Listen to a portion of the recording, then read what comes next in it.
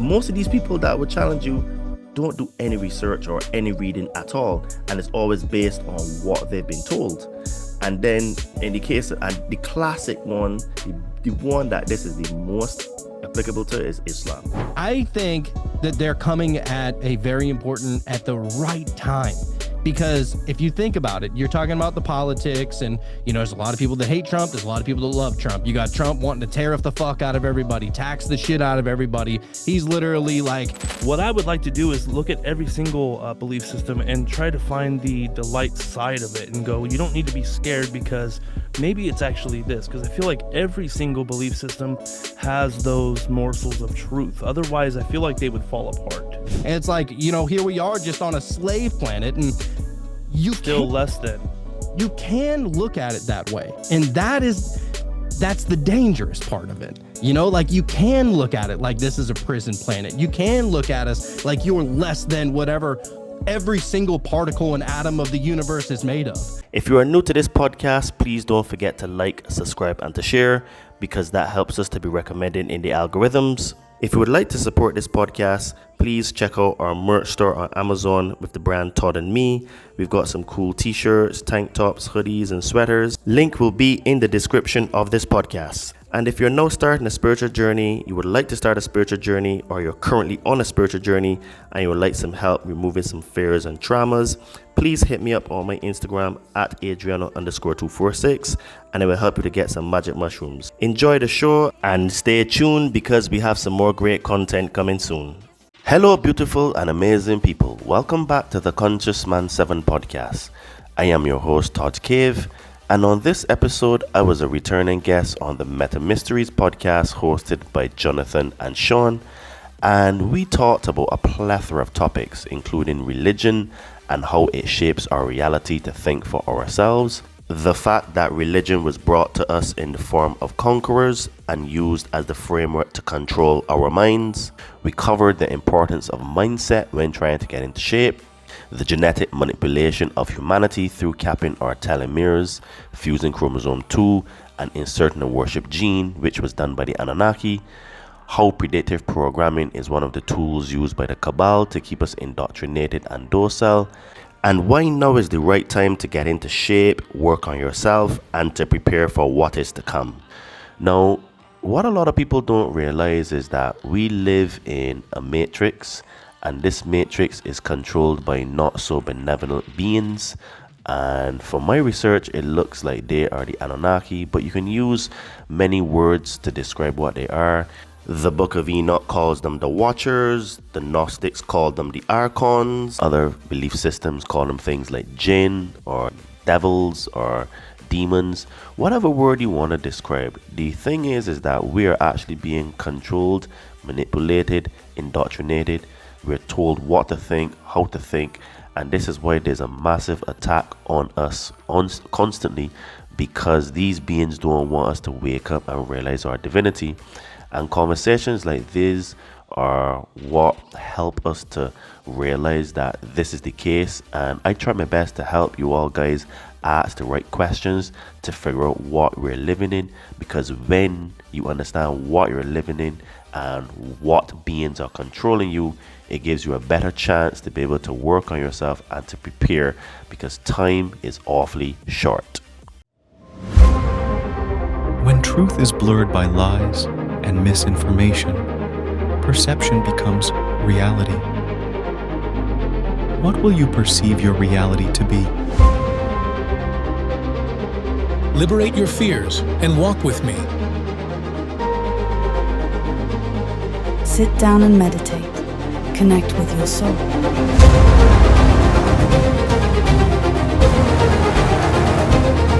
Be a monster and then learn how to control it.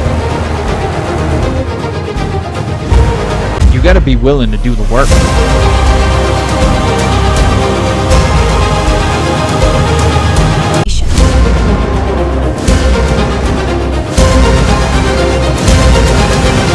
So it really goes really deep in terms of words and etymology and what they mean. So this is why it is really hard to really crack the matrix, because there's so many levels and layers to it, Welcome to Meta Mysteries, where you don't know what you don't know.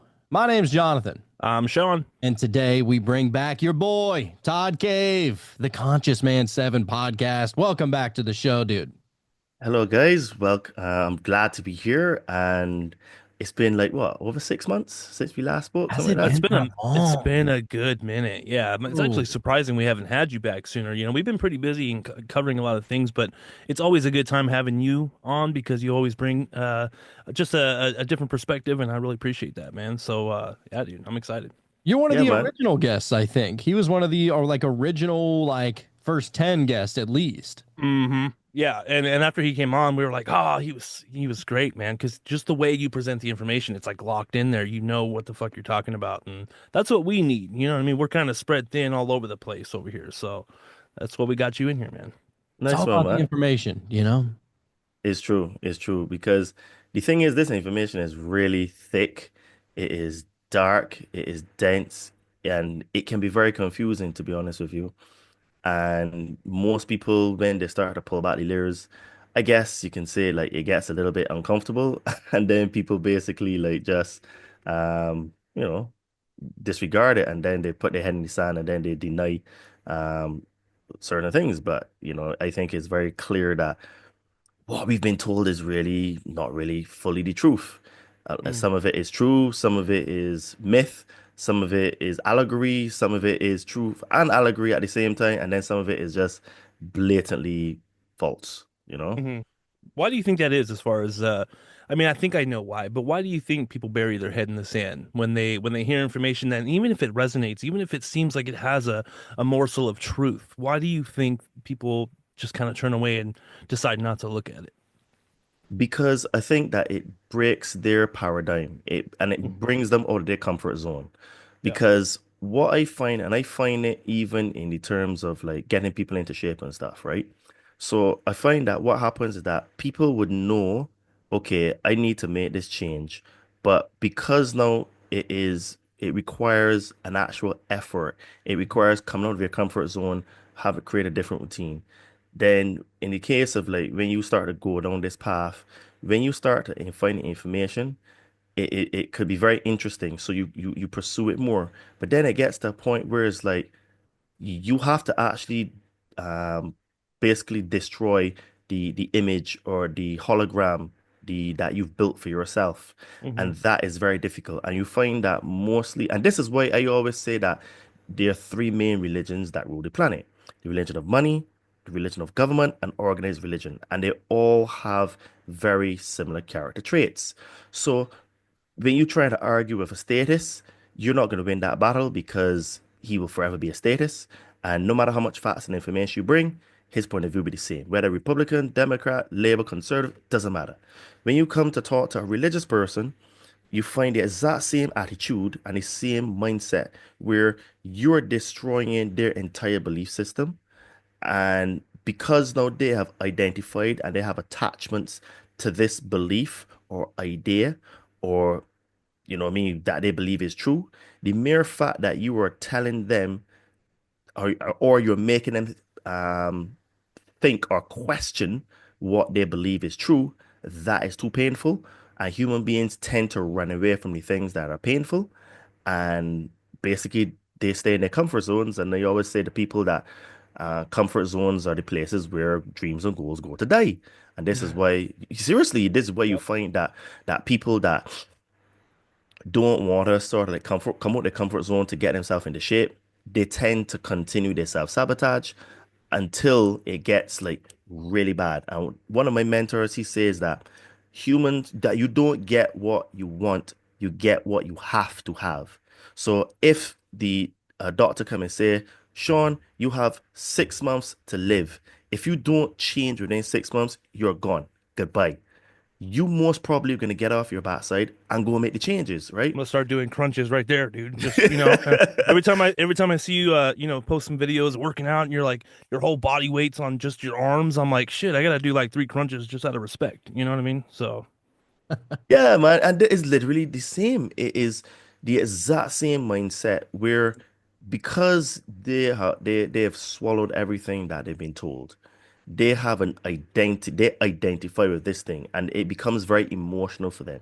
So what happens when you start to challenge that viewpoint, that hologram, that image that they've created of themselves, right? Mm. It hurts, and they don't even want to question, does the guy have a point? Um, you know what I mean? I can I go, let me go and challenge him. Most of these people that would challenge you don't do any research or any reading at all, and it's always based on what they've been told. And then in the case, and the classic one, the one that this is the most applicable to is Islam. You can bring as many facts to you want to a Muslim person, and dude, they will automatically tell you that you don't understand, you're misinterpreting it. Did you read it in Arabic? It's always like all these mental gymnastics you have to perform. And Hmm. even still, you can bring the evidence and put it in their face, and they'll be like, no, I need to go to get someone to explain this to me. So they've relegated their thinking to someone else. And Well, it's because you come with and the comfort zone. facts don't necessarily apply to belief either. No, Like, and that's something that, people attach themselves to belief a lot more than they do fact. I mean, it's more of a, It's it's an emotional. emotional attachment at that point, right? So it doesn't matter. Like, like if you told me that, I don't know, I'm just trying to think of the worst thing ever that, like, I don't know, like I don't even like putting bad shit out in there in the universe to even name Yep. something. But, just imagine the worst thing ever. Be like, no, that wouldn't happen. Like, I know that wouldn't happen. It's like, well, your attachment to your belief is ultimately kind of hindering you. Now, it's not to say that all beliefs are a hindrance. They can definitely be beneficial. Like, there's no doubt about that. Mhm. But it's not the whole truth. And that's why you have to believe it, because you can't get the whole truth from something that you believe. It is a faithful kind of thing. And that's the problem with religion, is that they sold people that this is what you got to do. You have to believe in order for it to work. And while that is true with a lot of things, um, it's just that a lot of it is founded in control and not out of love, and it's founded by a church or a synagogue or a temple or something like that. And it in my opinion, religion is not meant to help anybody with spiritual awakening. I think that it's probably the exact opposite. I think that it's probably to put you in a tradition, which is a comfort zone that your family and all your friends and everybody can join, and everybody can pray together at the end of the night and go to church on Sundays. And then you feel pretty good about yourself because you think that, this is what like an upright standing citizen would do. Like you go to work, you go to church on Sundays, you raise your kids, bang, bada bing, bada boom, you're doing life right. But Well, see, this ultimately is that's just a program. And right. that's the way I see it. Well, this is what I want to bring to the table, is because, Todd, you made the example of you get what you need, right? And, you made the example of if let's say I'm eating like shit, I'm not exercising, and then the doctor tells me I've got 6 months to live or I'm going to have a heart attack. In that example, what would be the heart attack if we're comparing that to somebody that believes in a specific faith, especially if they're happy, like if their experience with life is very happy and they feel fulfilled, you know what I mean? What's the heart attack for them to start researching and trying to open up their mind? completely losing their mind. Literally on the point of like when you are on the verge of even having suicidal thoughts, like on the verge where everything is destroyed, where the complete identity that you had in the past, your belief in the system, what you've been told, you're going to have probably relationship issues in relation issues financially, maybe physical health as well. All of those things will be coming together, and when you get to the point where you're gonna break, that is when you actually will have to let go and then say, okay, you're tired. Now, some people are not able to handle that, and then they end up actually taking their own lives and stuff like that because it can get really, really hard, really dark, really dense. But that is the point where you will get the change. When you literally you're sick and tired of suffering, and you're sick and tired of being sick and tired, that is when the change makes. But until humans actually get to that point where they're sick and tired of being sick and tired, it doesn't happen. And I find this like when I talk to some people that want to, get in shape, and I try to ask them, well, okay, why? Why do you want to do it? And if you don't have like a really good why, I don't really take on those people because they're very difficult clients. They want to give you trouble to pay, or even if they pay you, then they will end up ghosting you, and which is mad because people will pay you all the money up front and then ghost you. So what you find is that they want to change, but they're not ready because they're still holding on to, well, I still want to eat my Cheetos, or I still want to eat my puka pies, or I don't want to give up drinking X, Y, Z. And Hmm. then it's like when you're going through a spiritual awakening, it gets worse and then worse and then worse and then worse again. And Hmm. then that is when you break, the personality splits, the old self is you die to your old self, and then you start to connect with your higher self and your new self. But it gets really, really dark before it actually gets to have any sort of light in it at all. Hmm. And human beings, they run away from fear and they run away from pain. But what we need to do is we need to run to those things, right? And it's only by running to those things that you're able to overcome them. And this is one of the reason why my clients get good results because I have had a very, very tough refinement. And when I take them on, I basically can tell where they are and what they need. And basically, we work a lot on the mindset because mindset is really the key to everything in life. Because one of my mentors, she said that if we humans, we do 80% doing and 20% mindset.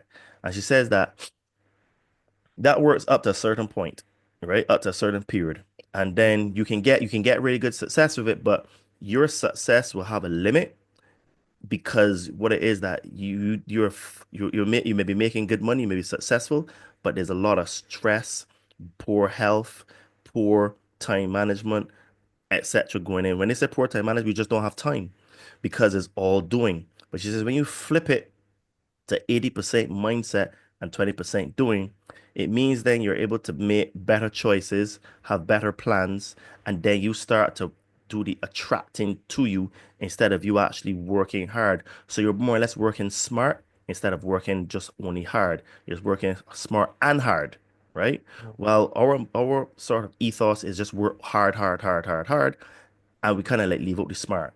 So what it is now is that you have to sort of like reprogram your mind for everything. And this is why you find that religious people, and when I say religious people, I put people that are believers in the system, believers in government, and organized religious people in the same bucket because the mindset, the way of being, the attitude is exactly the same.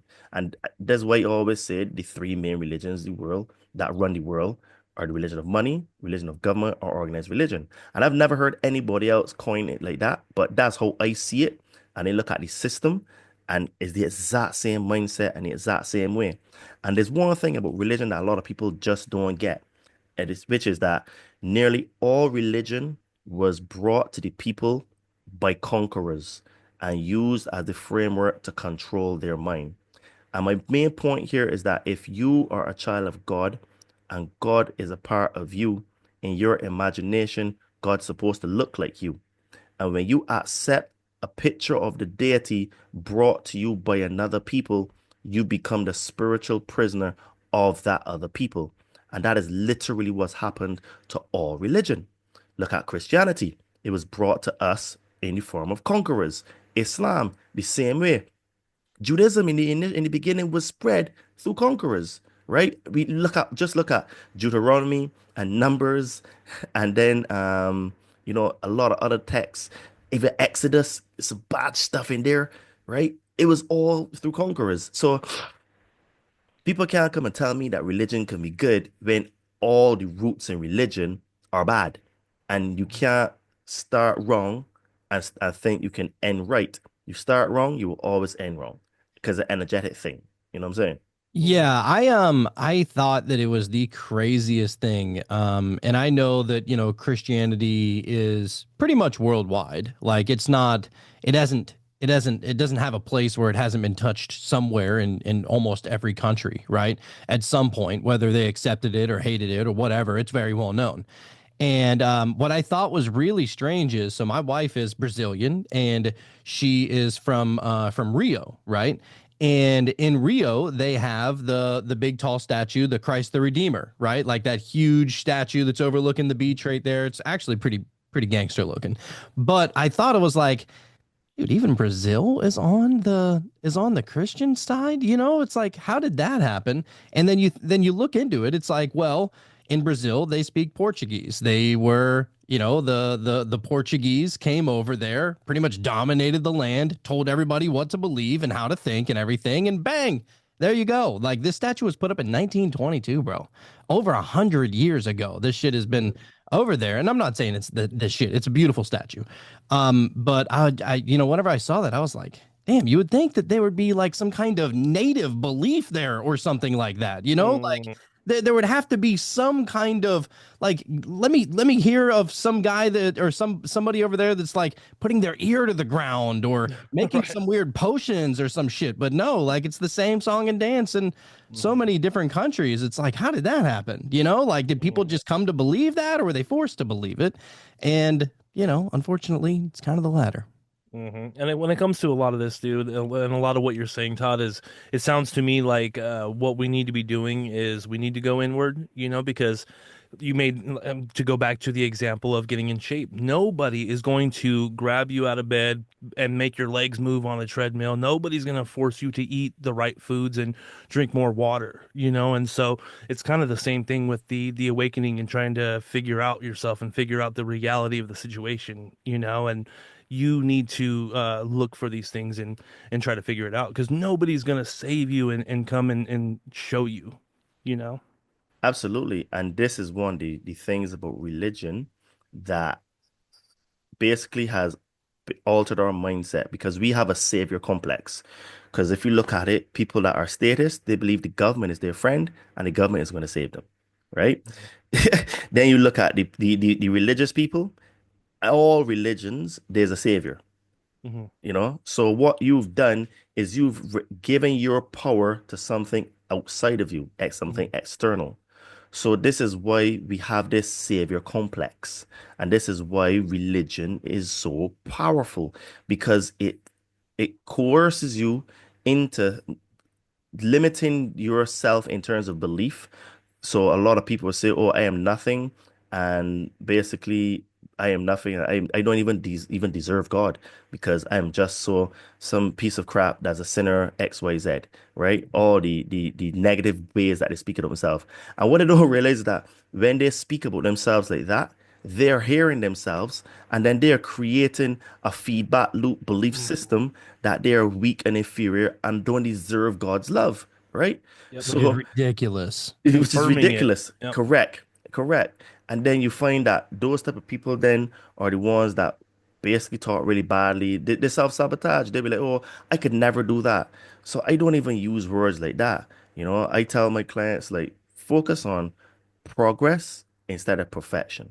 And that way, now you're gonna have a little bit of the door is gonna be open a little bit for you to push it further and further because what we have is an all or nothing mindset. You're either Christian or not. You're either Jew or not. You're either Muslim or not. So you put yourself in these boxes and you can't get out. So what I say is that no, if you want to change, use the Kaizen approach, which is basically continuous improvement all the time, right? And this is a Japanese philosophy that Toyota Motor Company adopted after the Second World War. Because after the Second World War, Japan was decimated, and the CEO of Toyota said that they want to be the number one car producer in the world. And what they did is that the CEO said that even from himself all the way down to the cleaner, he wants them to try to continuously improve, even if it is 0.5% a day, right? So let's say you improve 0.1% a day. Well, At the end of 10 days, 10 working days, that's 0.1%. After 20 days, that's 0.2%. So you see now how over time, it may not look like you're actually improving, but you are. And when you do that, you're able to make changes.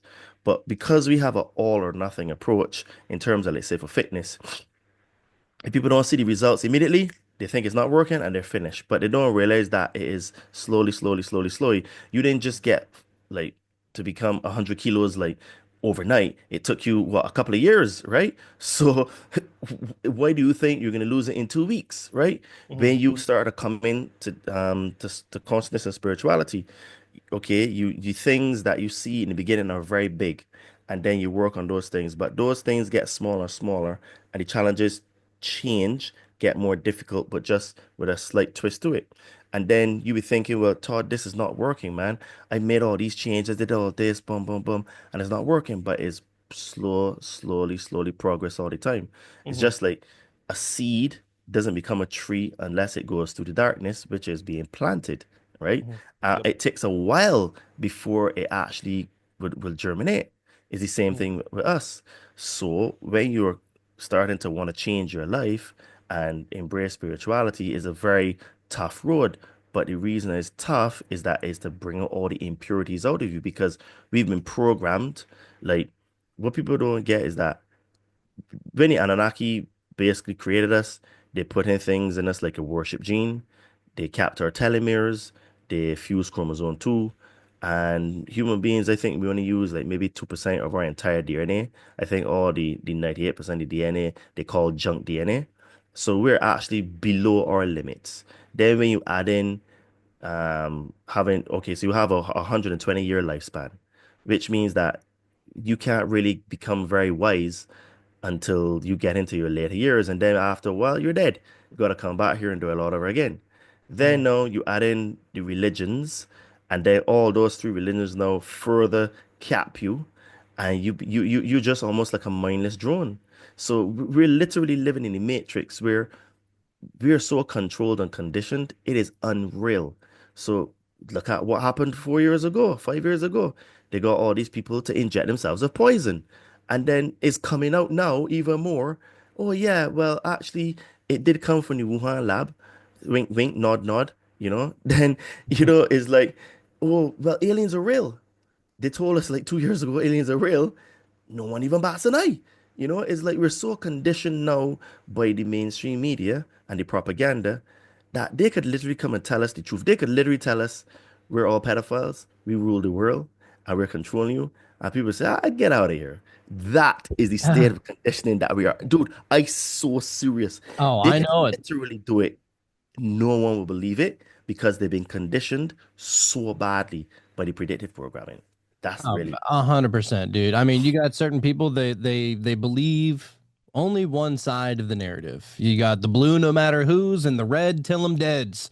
You know what I mean? Like you got some people like that. Like they don't really have a thinking brain for themselves. They let the party that they have hitched their ethereal wagon to let that party do the thinking for them, and that's unfortunate. And I think that's that politics is a poison. I think that if you ever try and immerse yourself into politics, you're going to there's a lot of things that are going to happen. You're probably going to divide yourself and a lot of your family members, a lot of your friends. If you plant your flag on mount this president or mount that president, like you're probably going to be a little divisive amongst your peers and stuff like that. And also, why the fuck are we so worried about people that are literally never going to meet us? Like, all you can do, you have one vote. And that's not to diminish, your power to vote and stuff like that. But it's one out of like millions. You know what I'm saying? Like, it's one out of so much. And yet you think you got it figured out. That's where it can get a little sketchy and a little hazy. And yes, is there like a lot of things that in politics that I hope to see in the future that do get cleared up? 100%. But I've been wishing that my entire life. And hopefully something happens from it. I just don't like to put a lot of faith in that. And I think that putting faith in politics that's like putting faith into a fart when you got diarrhea. Like, it's not a good idea. You know what I mean? Don't trust it, dude. Don't trust it. Never trust that. Don't It's trust it. You know, it's true. it's the same savior complex that we were just talking Yep. about, you know. Yep. It's It's the exactly the same same. exact thing, you know. Nobody's gonna go and get you that better job so that you can make more money, so that you can afford whatever it is. You know, the problem in the first place is that there even is a red and a blue when we're all just human beings at the end of the day. You know, it's only going to divide people, and people are buying it, you Yeah. know. Well, you know what's funny too is that, you max like once you mesh. So this is how I know for sure. This is just one of the ways that I know for sure that politics, like you shouldn't look into it because it's all being controlled. It's one bird, right? Like you got the left wing, the right wing. You got the country's national bird, which is the eagle, and it's one fucking bird. Like one wing can't fly without the other. It's just impossible. And but what's interesting is that you got a red and a blue wing, right? But whenever you mix them together, bro, it's purple. That's royalty. Like it's Yeah, royalty that is running yeah. both sides. And people just, they're just like, "Oh, I want the red one. Oh, I want the blue one." You idiot. You're taking a shade of purple that is running the whole thing. Like that's what it is.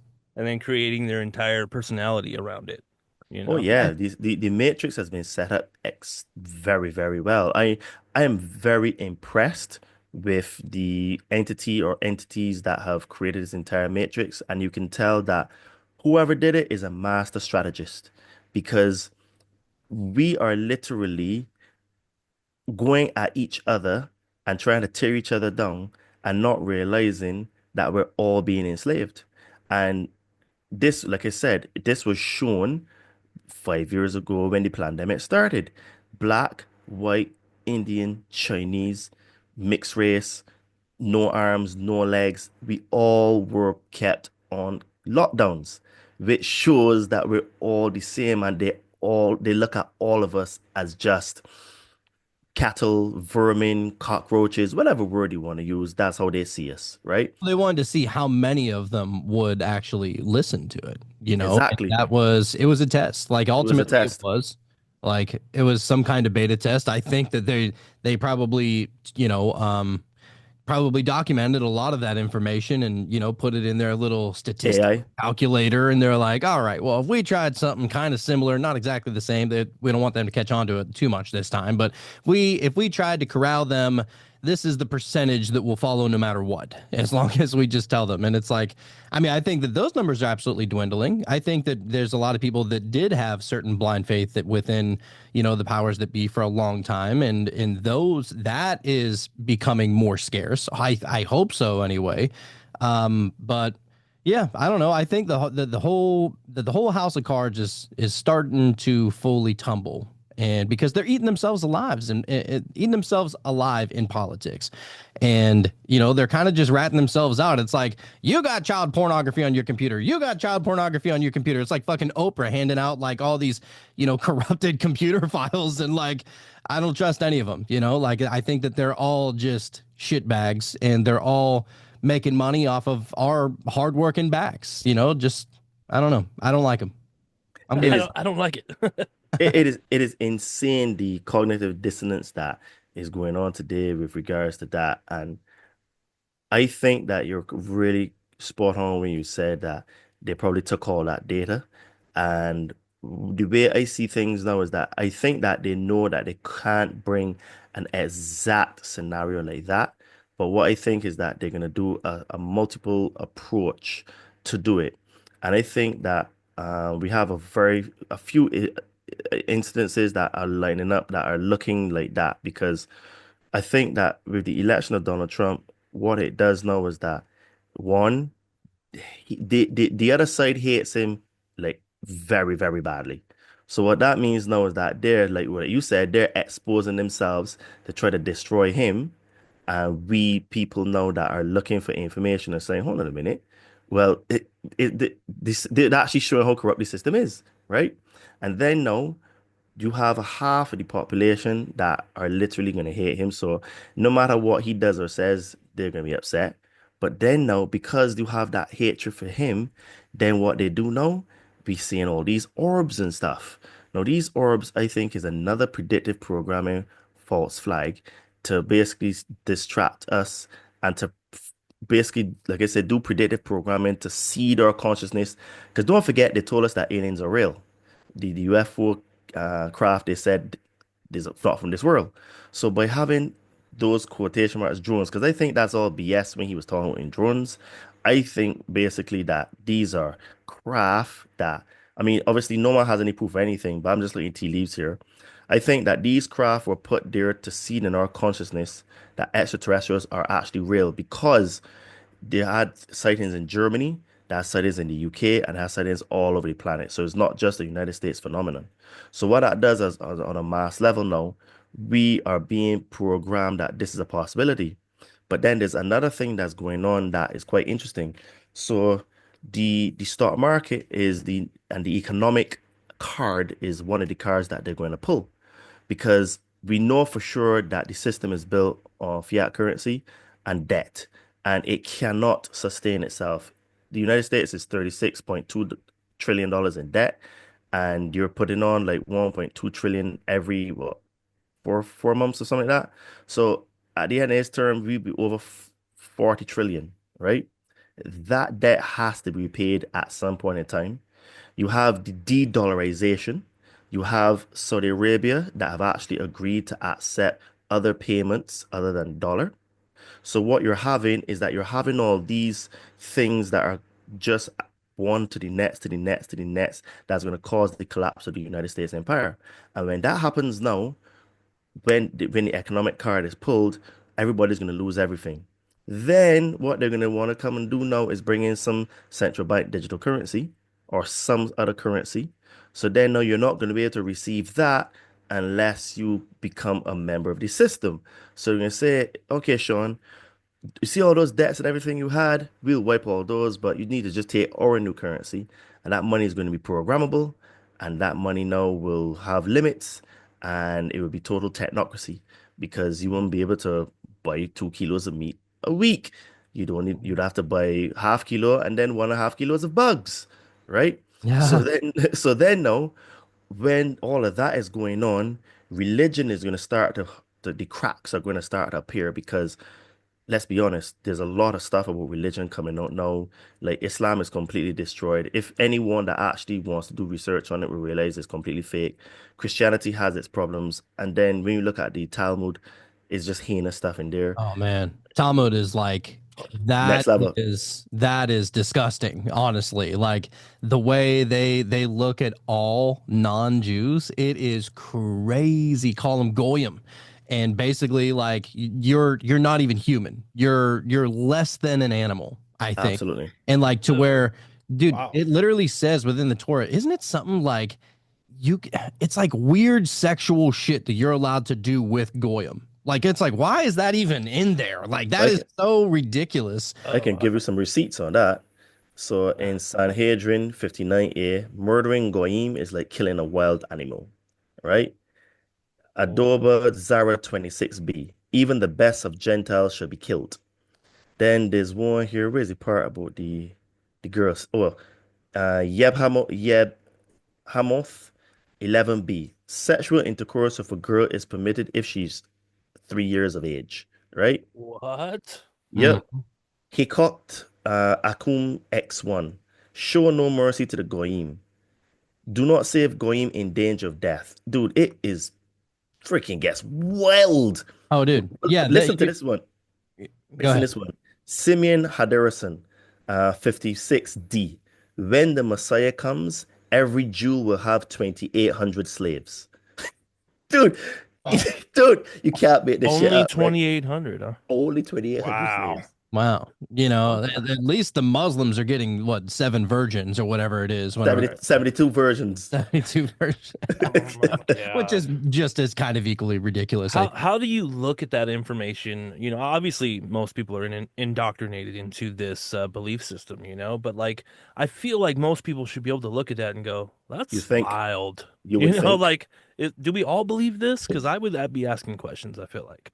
You know what I it, mean? it is insane. Yeah, I really don't get that as far as any other human being, regardless of what they believe in, not being a part of the whole, you know. But maybe that's Solid. just because that's what I've been looking into, you know. Well, I was just curious because I had talked to, Jewish people before, and, we bring up, or I brought up the Talmud before, and they're like, that's not really us. Like, we don't mess around in that kind of stuff. We're mainly the Torah, right? And but then I just looked up right here, and I was just out of curiosity. I was like, all right, well, which people do believe in the Talmud? And it says Jews believe in the Talmud, which is a central part of Jewish religion and culture. The Talmud is a collection of writings that was compiled between the 3rd and 8th centuries. It is a primary source of religious law, or halakha, and was a guide for Jewish daily life. So was that That like one of their earlier books? Or I mean, I know it was compiled, but like how does that Oh, work? it says right So here for the Hasidic Jews, it says the Hasidic Jews believe in the Talmud, which they call the written Torah. Whoa, the written Torah is the Talmud. That's a different story there, but that's the Hasidic ones. That's the ones with like the weird hair that they yeah, got, yeah, like they kind of look yeah, Amish a little bit. yeah. Then you got the rabbinic Jews. It says they regard the Talmud as an authoritative interpretation of the Torah, Hmm. almost like using it as a tool with the Torah. And then you got the, I don't know this kind of Jew, Karaite. I don't know. I never heard of that one. Me But neither. it says they do not consider the Talmud to be binding, so they don't believe in that. So They're I, probably the minority as well, and it is a lot of similarities with Islam because you have what is halal and you have Sharia law. So halal is what is permitted, and Sharia law is the law that they follow. And you have equally terrible stuff in the hadiths and the Quran as well. So there are a lot of similarities between the two, which is why I tell people that these all religions basically are almost the same. They just are slight variations of each other with some slightly different rules. But this is the thing. Islam is what you call a deen. It is a political system that uses religion to propel itself, or as a base on being able to carry out all the things that they do. Judaism and the people that follow the Talmud, the Torah, yes, is their principal book, but the Talmud is like how you have like the hadiths, and you can't be well, 90% of Muslims, well, it's a bigger percentage that is most Muslims, they believe in the hadiths, right? The Muslims that don't want to talk about the hadiths are the ones that are Quran only, but then there's verses inside of Surah 4, I think it's Surah 432, where it says that you can't treat a woman equally no matter how much you try. And then you've got Surah 65 verse 4, which is like basically it allows you to have sex with prepubescent girls, right? So that's the basis. Seriously. And when you read that verse, dude, it is insane. It doesn't actually give an age. So prepubescent can be all the way down to whenever. that's any age. It's any age. It doesn't give an age limit. And you can, if you interpret it literally, you could be having sex with babies and stuff, right? It is a severe sort of like understanding of pedophilia, right? Bro, So what we're seeing here is that the roots of a lot of these religions is very low vibration, like dark. very darkly vibratory at that point, right? Absolutely, absolutely. And this is why I was saying that when you look at all the things that are happening from the Donald Trump to the orbs, what's going on with the dollar, then what's going to happen is when this, because the system is going to crash. It is impossible for the system not to crash. It is mathematically impossible. So then now what happens when the system crashes and all the money goes to zero? Then they'll be able to bring a new system, and then if you're looking at the tea leaves, that's when the ET sort of like narrative would become even stronger because we'll be already in fear and in desperation and need a savior. And the gods of old or put themselves in these books to be the savior. So if you have ETs now that come in and we're in a crisis where religion is breaking down, the government is broken down, money is broken down, dude, it's so easy for us to look at these ETs and all they need to do is perform some magical tricks because they have higher technology, right? Because the lines between magic and consciousness, spirituality is going to be very much blurred. So all they need to do is perform a few tricks, bam. All those people that were taking poison are going to believe this guy or these guys are our saviors. They're a god. We can worship them. And then you have people like Mr. Elon Musk now that wants to put chips in your brain. And Ray Kurzweil No, has a thank you. dream. Ray Kurzweil has a dream of us merging with the AI and becoming the Borg. So you can see how what I'm saying is that it's very easy for them to slow walk us to that now. Starting from the Trump election to the orbs, what's going on with the petrodollar. A lot of countries are actually de-dollarizing, and all of this is going to break down. And dude, they're going to do it to spite him because they hate him so much. So they're going to do it. And all that's going to happen is that the system is going to break even more because they would rather burn down the house and be the ruler of the ashes than to actually let anybody else get the kingdom. Is that severe? The thing that scares me the most, sorry to cut you off, dude. No, go ahead. The thing that scares me the most, as far as what you just said, was the currency that they would want to try to switch us over to, and that's I feel like when it comes to technology, a lot of the times when a new piece of technology comes out, it just comes out, and it's a thing now, and like shooting a rocket in the sky and coming back down and landing, it's a thing that some dude had money to do, and he's doing it, and none of us, I feel like I didn't have a say so, and like, hey, I don't know, maybe we should have some type of regulation over this, but if a technology comes out to the point where now we are all of our money is tracked. Let's say, if we go to that digital currency, and I borrow $20 from Jonathan and then I have to pay him back, but it's all digital, so it's all tracked. I'm going to get taxed on this $20 that I just paid him back. You know what I mean? And I feel like it's going to get really weird really quick. And before we know it, we're already in the middle of it and it's too late. That out of everything that you just said, that's what scares me the most. Well, there would be no more under the table anymore. No. Right. Yeah. They would want a little piece of that. And I don't know, dude. That's why like Electro Nick, he talked me into buying like a shitload of XRP. So that's what I'm in right now. I have a little faith in that personally, but at the same time, like I don't know what the hell to expect, dude. I'm kind of just throwing a couple of wet noodles at a wall and see which one of them sticks at this point. But to be honest, I kind of look at the whole orb situation a little bit differently than how you're looking at it. I think that personally, I think that the orbs they represent something a little bit different, and I think that what's going on, but a lot of people, they're seeing like people who never believed in UFOs or extraterrestrial or any kind of life that is smart and sentient, that was more capable or just as capable as us. Most people never believed in that shit. Even if they said, oh, it'd be awesome to see an alien. If they saw an alien, they would literally shit themselves on the spot, like literally, and would cry and would probably cry in a corner and huddle themselves up in a ball because it would be such a shock to the system. And it's not even that I would judge those kind of people, because what are we talking about whenever we're talking about other sentient life forms entering into a world of which we've never really come in contact with? Like the craziest other sentient life form that we come in contact with, like we can't even really communicate with, and talking about animals, you know what I'm saying? Like, or trees, you can go up and hug a tree and maybe it'll give you a good vibe, but like, it's not like aliens that'll come up to you and be like, you are actually God, and I'm here to tell you that, or something like that. Like, I don't know what they would say, but I imagine, like, the way I look at it is that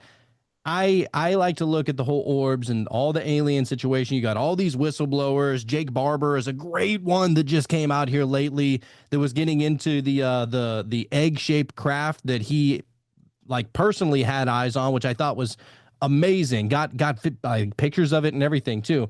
I think that they're coming at a very important, at the right time, because if you think about it, you're talking about the politics, and there's a lot of people that hate Trump. There's a lot of people that love Trump. You got Trump wanting to tariff the fuck out of everybody, tax the shit out of everybody. He's literally like trying to say, I'm America, and what are you going to do about it, kind of shit. And which, I'm not going to lie, as an American, as a patriot, I like that kind of mentality because we kind of have been big dick in the world for a long time. But at a certain point, you can only do that to a country at a time, or maybe two countries at a time. If you got the entire world getting tired of your shit, there could open up a door for a possible World War III situation, or at least America just becomes the whipping boy at a certain point. I could see that, and that wouldn't be good for anybody, considering we have more nukes and more, the better military, the better Navy, the better Army, the better Air Force, the better Marine, like than everybody, and that would just end up in all out destruction. And so I think that the orbs are kind of coming over here. They're like, all right, the kids are starting to get a little crazy.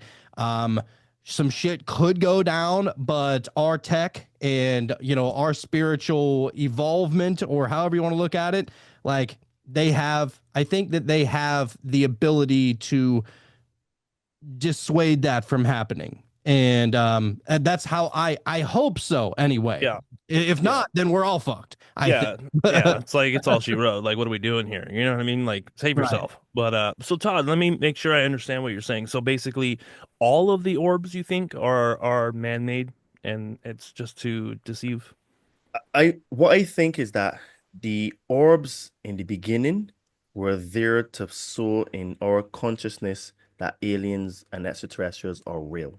Because I Okay. think that um that idea is going to be l- leveled up later on in the future.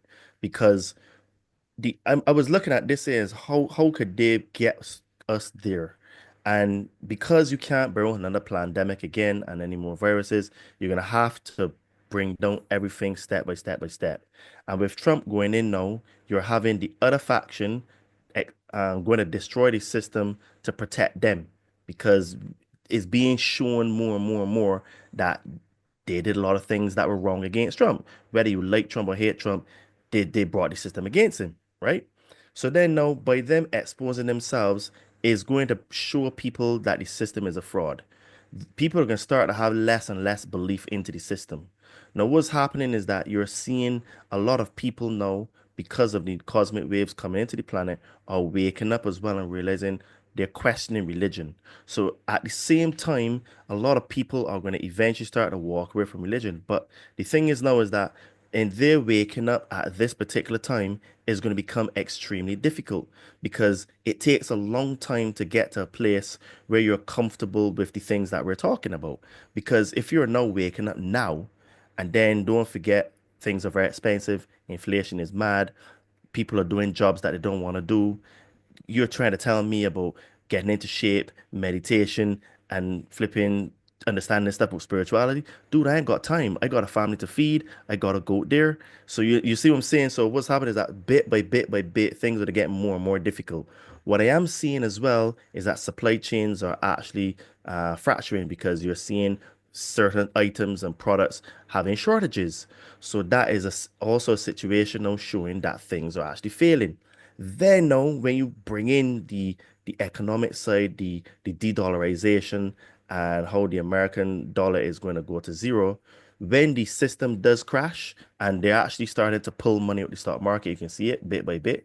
You only need to get it overnight and it happens. Because I remember when the 07 or 08 crash happened, it happened on a Friday, and then by the Monday, it was like full on panic, right? And there's no reason why that's not going to happen again. It's going to happen again because of the mathematical certainty, right? The United States cannot pay back that debt. So the only way they can sort of quotation marks pay it back is to print way more dollars, which is going to create inflation, right? Or default on the debt, which basically is going to crash the system. Or you can have the people just decide to how they did in the 20s. They just pull the money out the stock market and cause the depression. So when you add all of these things together, they don't have to bring a pandemic. All they need to do is attack us in every form. You attack us economically, religion on its own is coming down. Then when you see it in the consciousness that alien life is real, when we when the system breaks and all these things happen, and like you said, suppose we go into World War III, again would be at our lowest. All they need to do is bring the ETs, and the people that survive, they're gonna worship these ETs, because human beings are predisposed to worship beings that are better than them. Just look at the how we treat movie stars and celebrities. They don't even have special powers. All they have is a bit of clout, a bit of fame. Look at Taylor Swift's fans, dude. She's got like 182 million followers. They almost worship her. She's treated almost like a god, right? Can you imagine ETs, 12 foot tall, coming down here? For example, I don't know, you got water that has fluoride in it, they just put something, boom, all is gone. Wow, this guy is like God. You know what I mean? You got some broken limb, you got some retardation or something like that, and they boom, they put you on some machine or just touch you, energy healing, boom. You Yeah, see how my it'd be my easy for thing. people to worship? Yeah, absolutely, that could happen. That's probably what has happened in the past, right? But I think that a lot of people kind of are seeing the I don't want to say the fall of religion, because I think that there's still a lot of people that are still balls deep into religion. There's no doubt about that. But I think that there are a lot of people falling away from religion, and those people have seen kind of right through all the antics and all that kind of stuff. So if there were to be, and then of course you got the spiritual people who are not going to fall for a lot of this kind of stuff.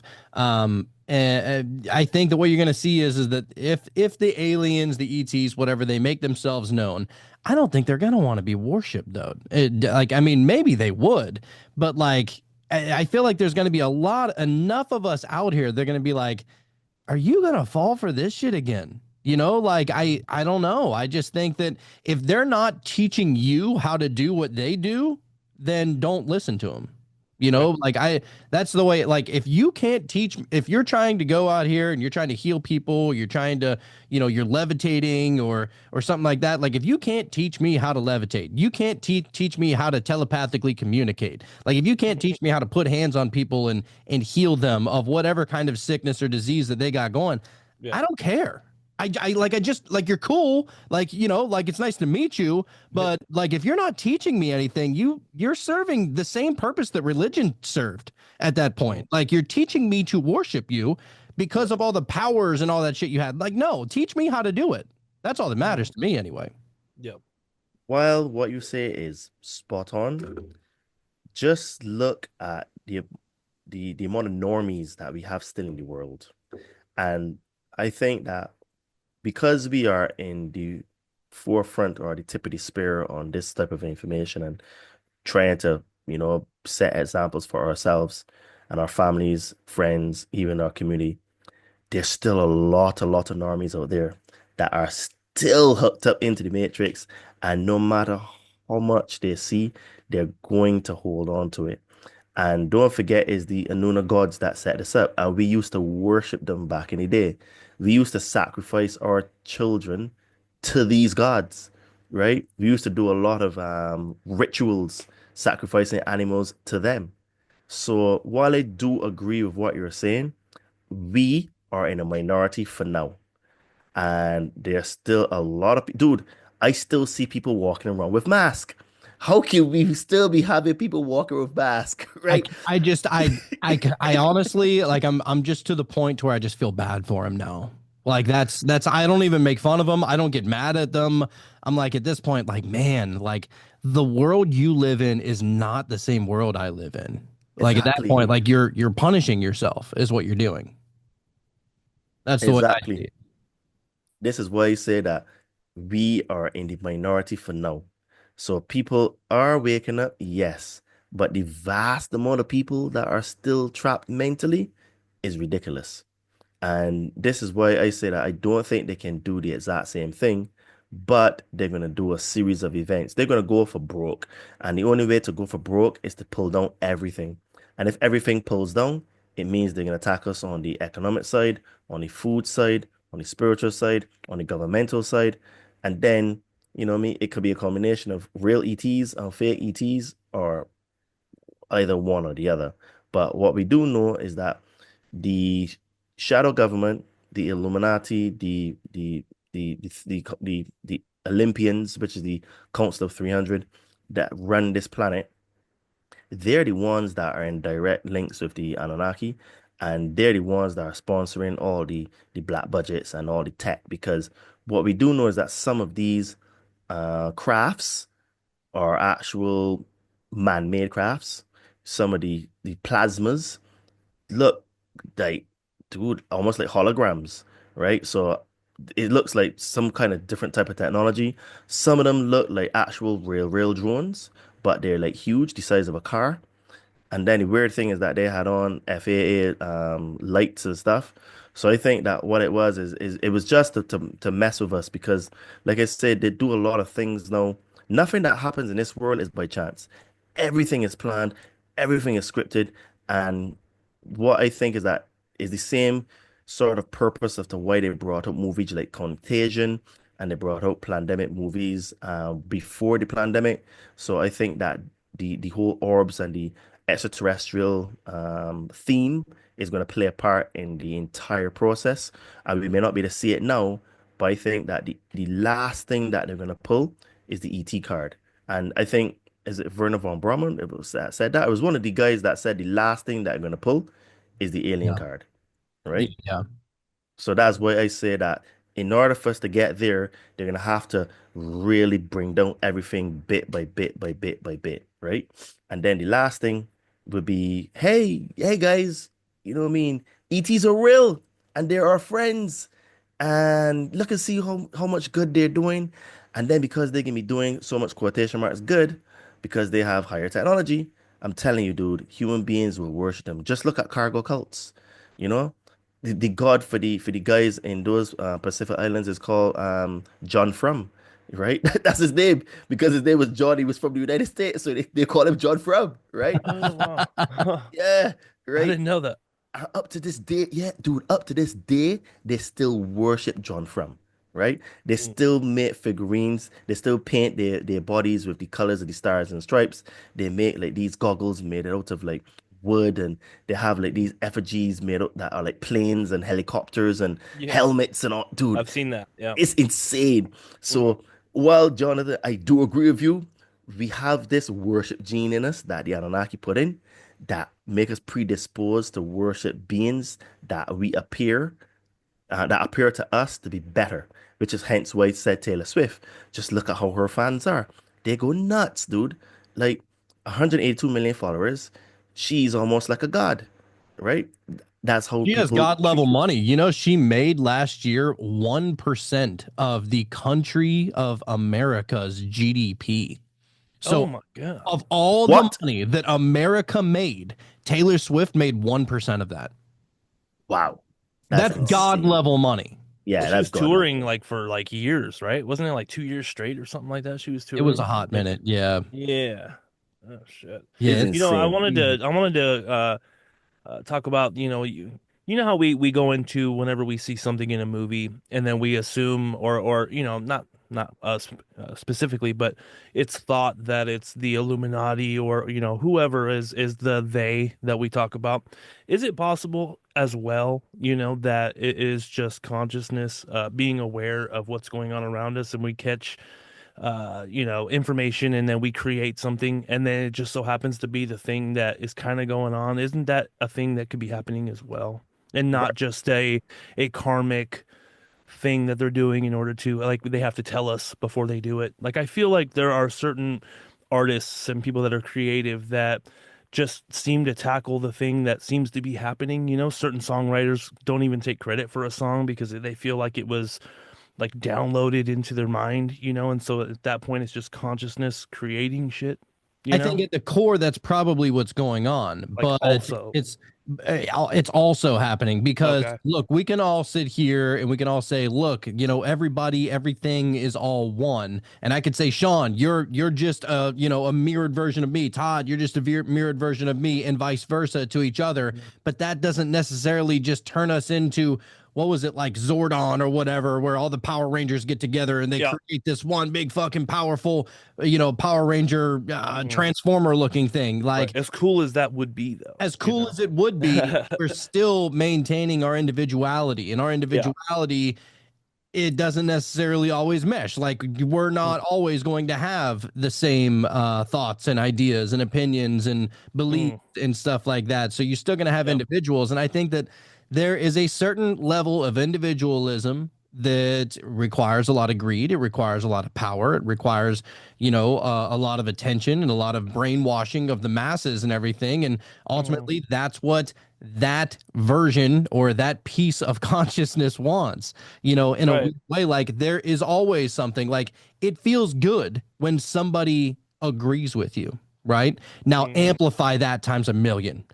Like it feels good whenever somebody's like, "Oh my God, Sean, I can't believe I can't believe I'm finally talking to the Sean of Meta Mm. Mysteries." Oh, Like dude, that it did feel almost good. Yeah, it you're feels a right. little you feel a little tickle, you know what I mean? Oh Like yeah. it Oh feels yeah. I nice. felt it. I felt it.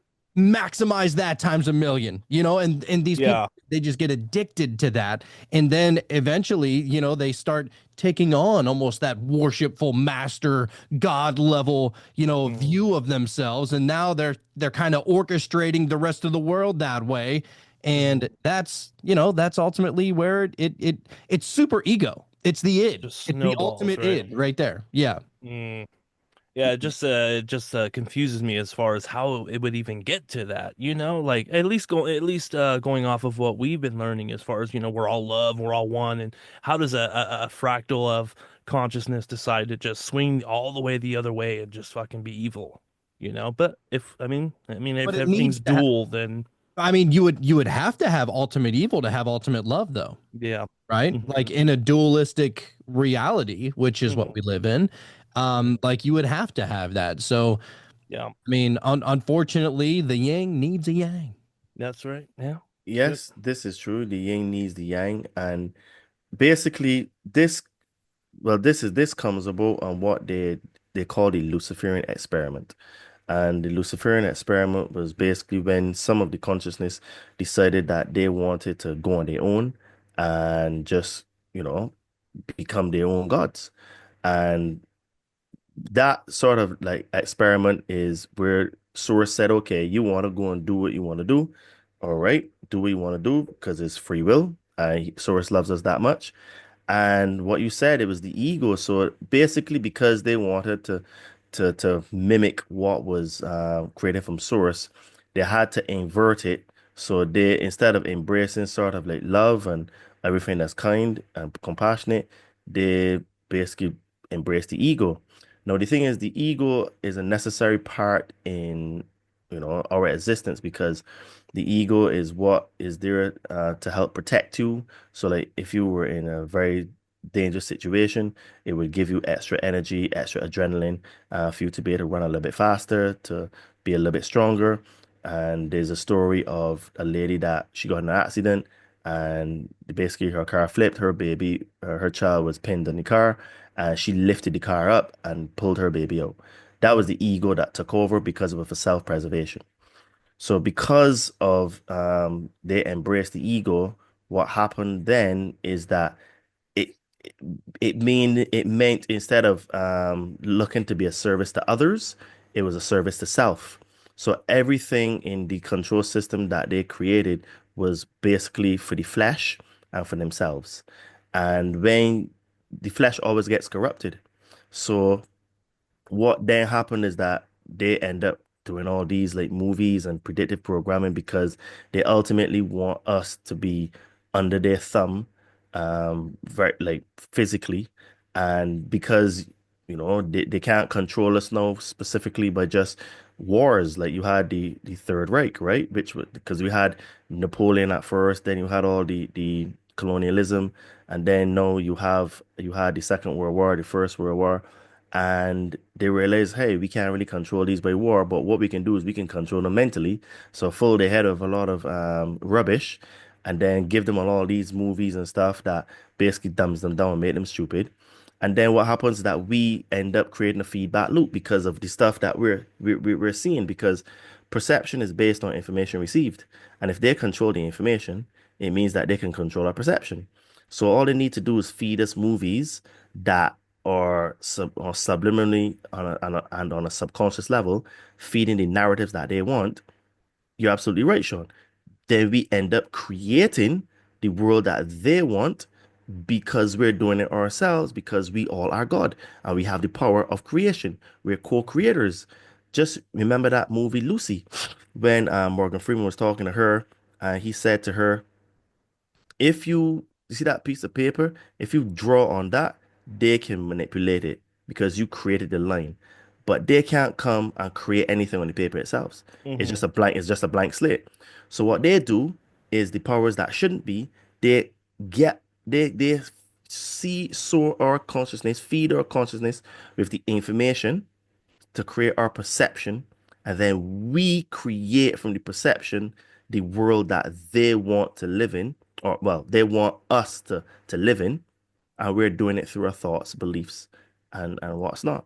So it's a combination of both where they use guile and trickery, and then because they understand humans very well and they understand the power that we have, then they get us to create the environment they want. Just like, so we basically are figuratively drawing the lines on the paper, and then they're manipulating it. So what they're doing is that somehow they're getting the images in our head to draw, and the images are coming from the social media and the media and the music, and then the actual movies, right? And we're drawing proverbially on the paper, and then they're manipulating the lines to create the prison that we're in, to create the bars. And there's something very, very amazing about humans. If you tell humans that they're nothing and they have no power and they're a piece of shit, they will actually believe it, and they will create the mental prison that they actually are that. That's how powerful we are, that we can actually make ourselves mental slaves just by our thoughts and our words. But instead of giving words of upliftment and encouragement so that we can break, well, obviously we would end up breaking free. They don't want that. So what they do then is that's how powerful humans are. Tell humans that they have no power. They have original sin. They don't deserve God's love. You're just a slave to God, right? You don't deserve anything. Then human beings will believe it, and then they will create that reality. So this is how I see it, is a combination of both. The trickery that they can manipulate frequency and music and the information, and then we are the ones that build the prisons, and we're the ones that are the prison guards as well. You know what I mean? Right. Well, Well, see, this is one of the reasons why, especially on this show, we like to stay on the light side of things, because we both understand that there is a dark side of information and understandings and belief systems and everything else. And so it's almost like at least this is how I'm looking at it, as far as the information that we put out, is like, let's create information that will enable people to see the light side of things, even if it's something that is already a belief system, right? And within that belief system, there is a way of looking at that can be scary. You know what I mean? Like, oh, maybe you'll go to hell, or name your thing that could be scary about any specific belief system. What I would like to do is look at every single belief system and try to find the light side of it and go, you don't need to be scared because maybe it's actually this. Because I feel like every single belief system has those morsels of truth. Otherwise, I feel like they would fall apart, and so there has to be a little bit of truth in all of it. And I feel like there is a correlation across the board, in all belief systems that everyone can kind of vibe with. There's at least one thing you can pull from anything and go, yeah, that makes sense. Don't kill people, or not for that one specific religion you were talking about earlier. You know what I mean? But yeah, I feel like there is a baseline of truth in everything, and that just comes purely from consciousness, and that's what we are. And so if there is this information that's being put out there from the they, or who, the dark, the 300, whatever, it's like, well, then we're going to put the light out there, so people can also say, well, there's also this, and you don't need to be scared of everything, because where energy goes, you know what I'm saying? Or attention goes, energy flows. And so exactly. You know what, too? And like, what a great, like, all this is really messed up. And like, trust me, on the Cult of Conspiracy, I've been covering all this shit for damn near 5 years now. Like, I know how corrupt it is. Like, I've looked into hundreds, almost 1,000 episodes we're up to already. Like, and guess what? We haven't even scratched the surface on most of things. Like, that's how crazy the corruption goes, the deceit goes, all of the greed and everything. Like, it's crazy the way that it has gone. But the beautiful thing is that we're alive in this moment. And what's awesome about it is that our job, like call it God's will is working through us, if you will, the universe's will, the source's will, the one's will, whatever that is, it has a powerful and positive side that wants to uplift and upbring everybody and raise everybody's consciousness and is pro-human and pro, the consciousness seed that grows within the human. And what's great is that you got all the darkness. It's almost like the darkness. Look at it like it's a comic book. Like, and that's kind of how I view reality anyway. But like, look at the darkness as if it's a comic book.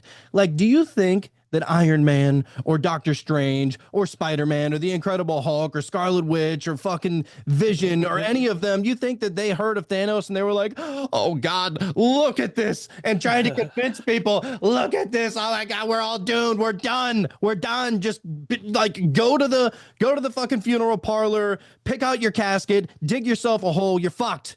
Like, no, they looked at Thanos and they were like, all right, this big alien purple nutsack looking piece of shit is trying to control the world. We're not going to let that. Like, he thinks that he's doing the right thing, and that's the problem. A lot, like most people within the government, most people in politics, they think that they're the good guy. They think that they're doing the right thing, whether it's for humanity or their family or maybe even for themselves. But there's a little piece of goodness in there that they believe is actually working. Thanos thought the same thing. He wanted to level out most of humanity. So here's the deal.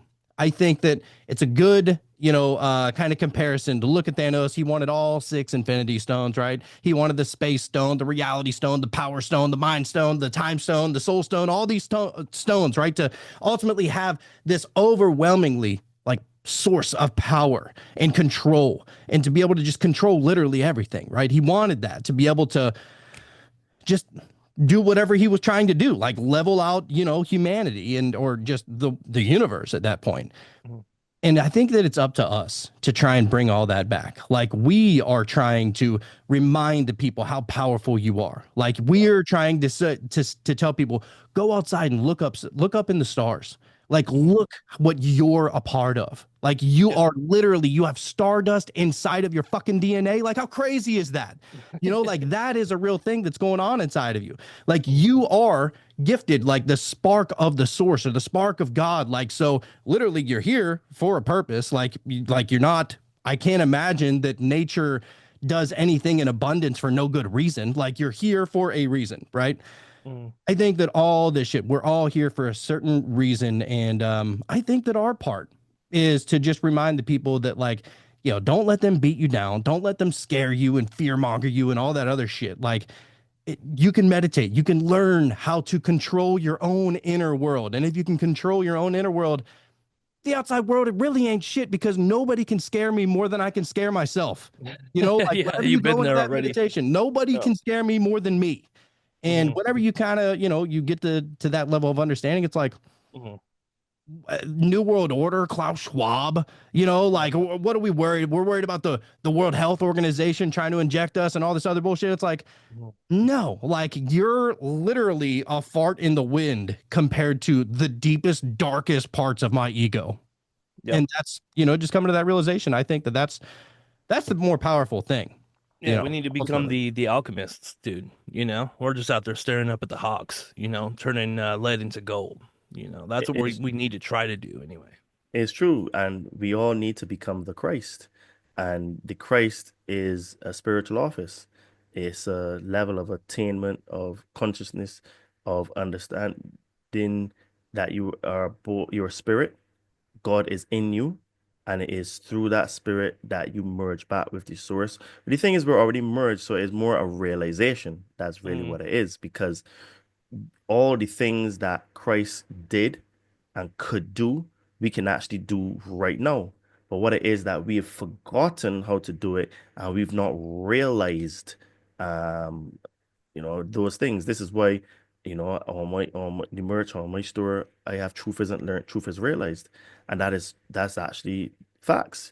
You can tell people these things are true, but until they see it for themselves, before they have a realization, it doesn't become true to them.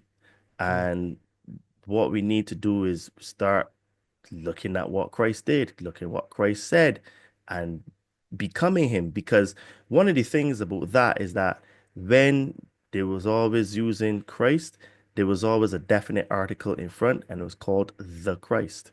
Every single time. It was always the. So the is like the president. Donald Trump is the United States, the president of the United Title. States. Is a title. Exactly. So what happens is that the the Christians kind of get the parties in a twist when you actually break it down, because again, the identity that they have built up is that it is, oh, Jesus is going to save me. But this is what I'm gonna say. If you're still using the word Jesus, you're intellectually dishonest, because that was never his name. And if you want to get as close to truth and facts as possible, you have to use the correct name, which is either Yeshua or Yehoshua. Anyone that is using to continue to use the word Jesus is being intellectually dishonest, and they're still holding on to that graven image that they have in their head of what Jesus is. And as we said on your last show, Jesus is actually an egregore. The word Jesus is an egregore. It's a non-thought form that was created by a group of people, and because a group of people have created it, it ends up becoming real, but it's only real to them, right? So it kind of takes have this like birthing through the collective thoughts, belief, and feelings of a said people. So what we have is that instead of us looking to become the Christ, because all of us have it in us, then we're only losing our way by not doing that. And also that is embracing both being 50% masculine energy and 50% feminine energy, because Christ was the most psychologically sound entity to ever walk the earth. And this is why he was always talking about have right thinking.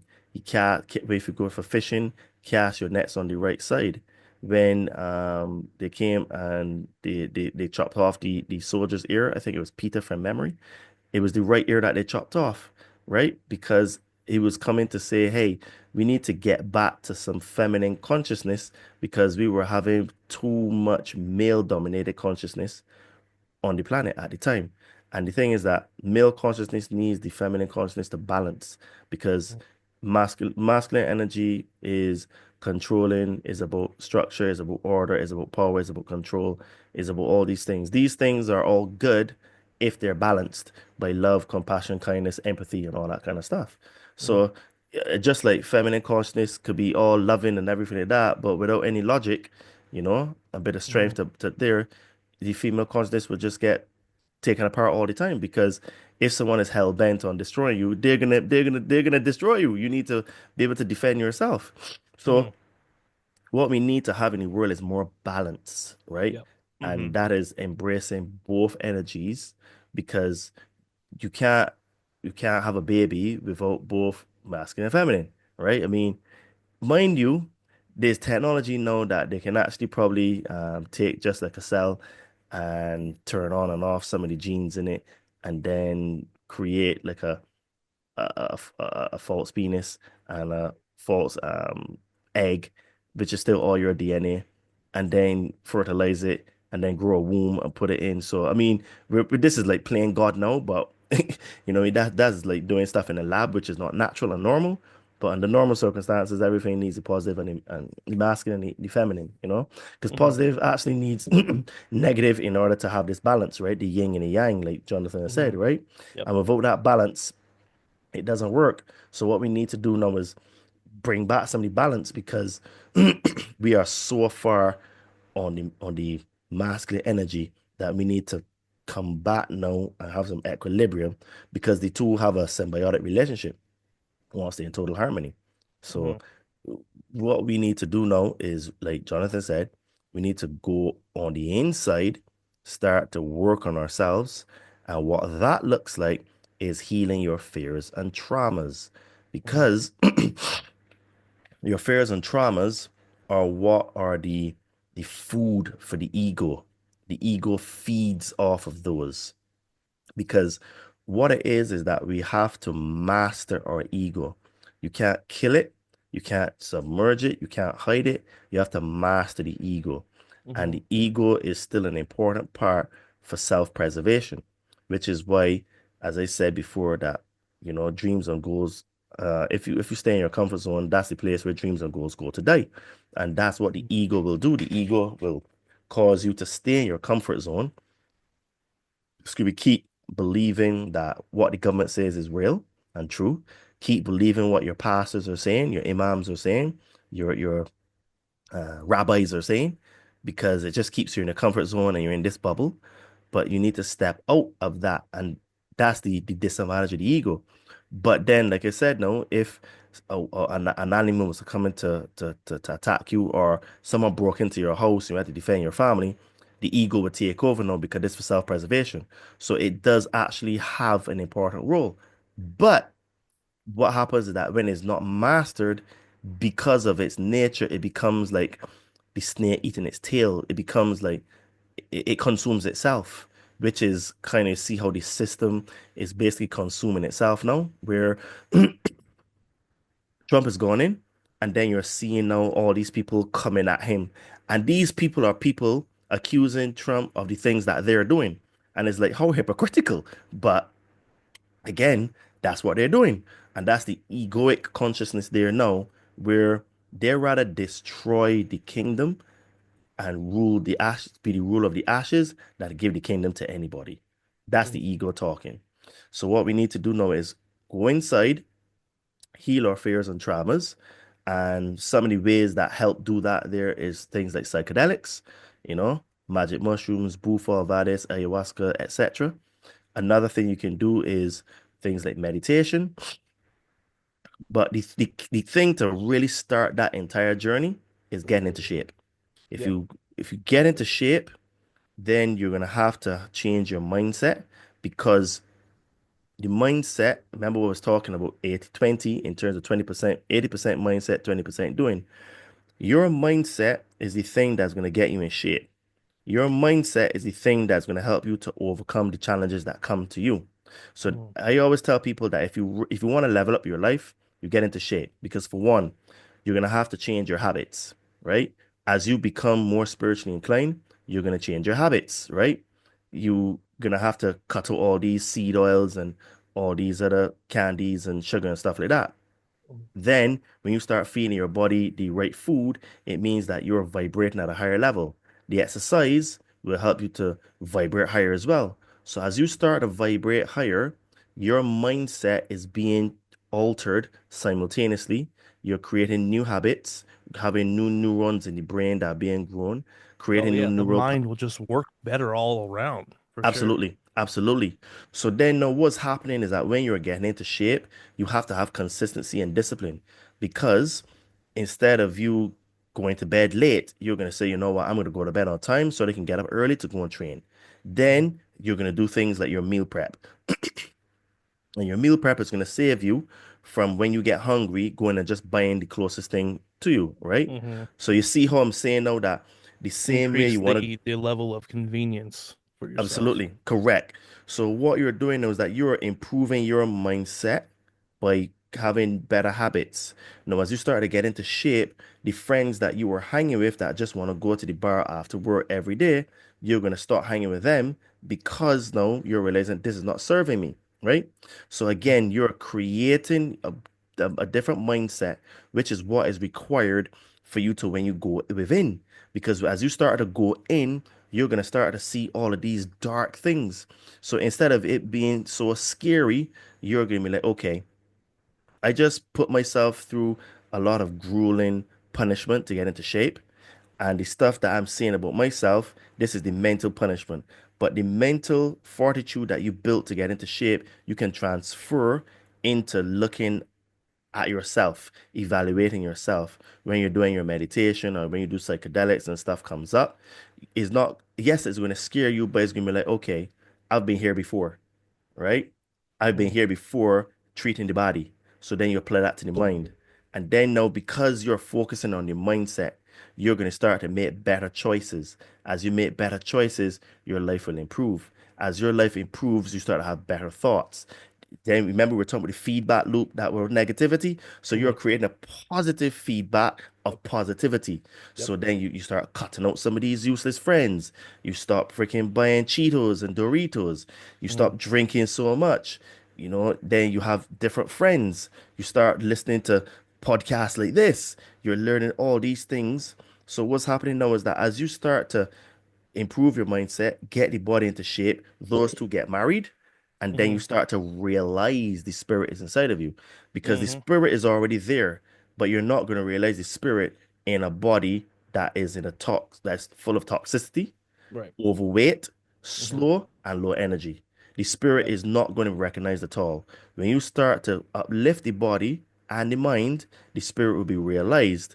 And when the spirit starts to get realized, then this is how you start refining. You're going into your refinement period.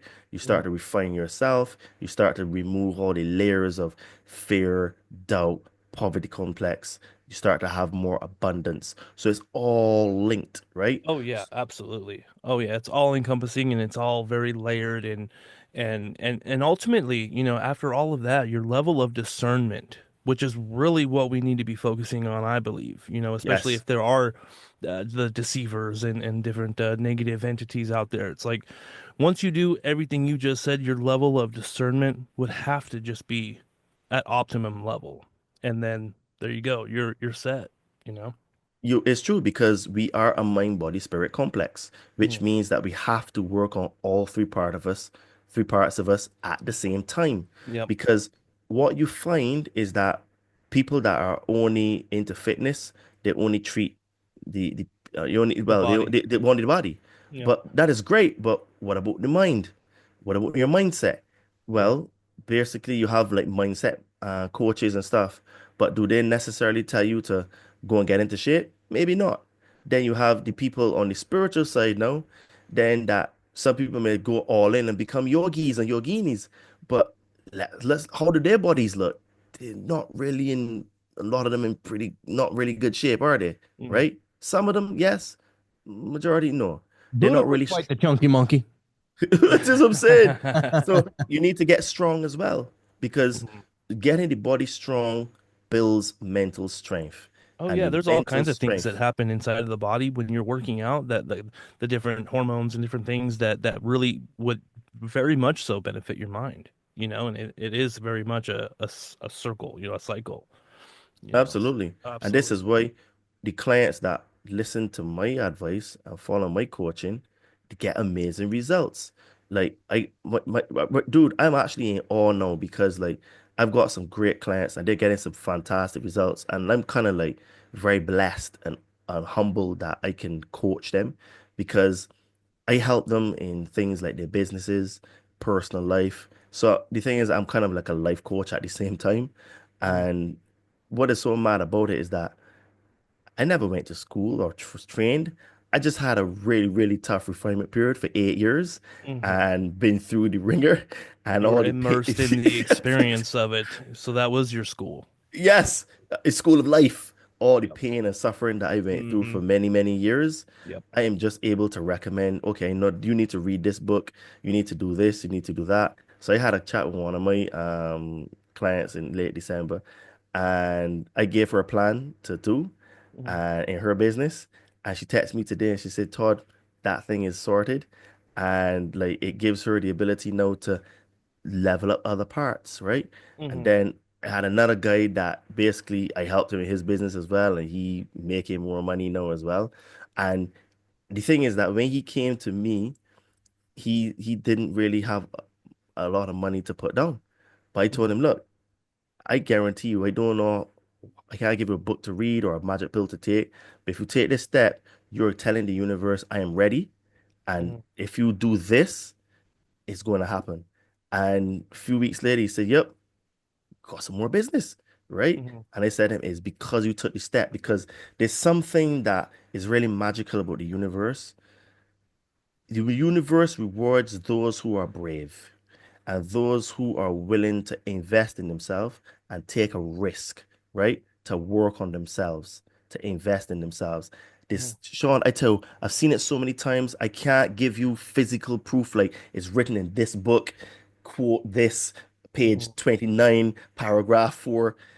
All I do, I can tell you from the experiences in my own life Hmm. and what I've seen in several clients that this stuff works. Right. When you get into shape, you set your intentions, you take the risk, you bet on yourself, right? And then with some certain tweaks that I would give them and eating the right food and the training as well, it opens up a different realm. The Mm-hmm. thing is now is that sometimes, and I've had this once with a girl, she started to get such fantastic results. She quit. Yeah. And seriously, dude, she was looking amazing. And what happened to her is when I checked back the messages, she had a subconscious belief that she was not good enough and that she couldn't do it.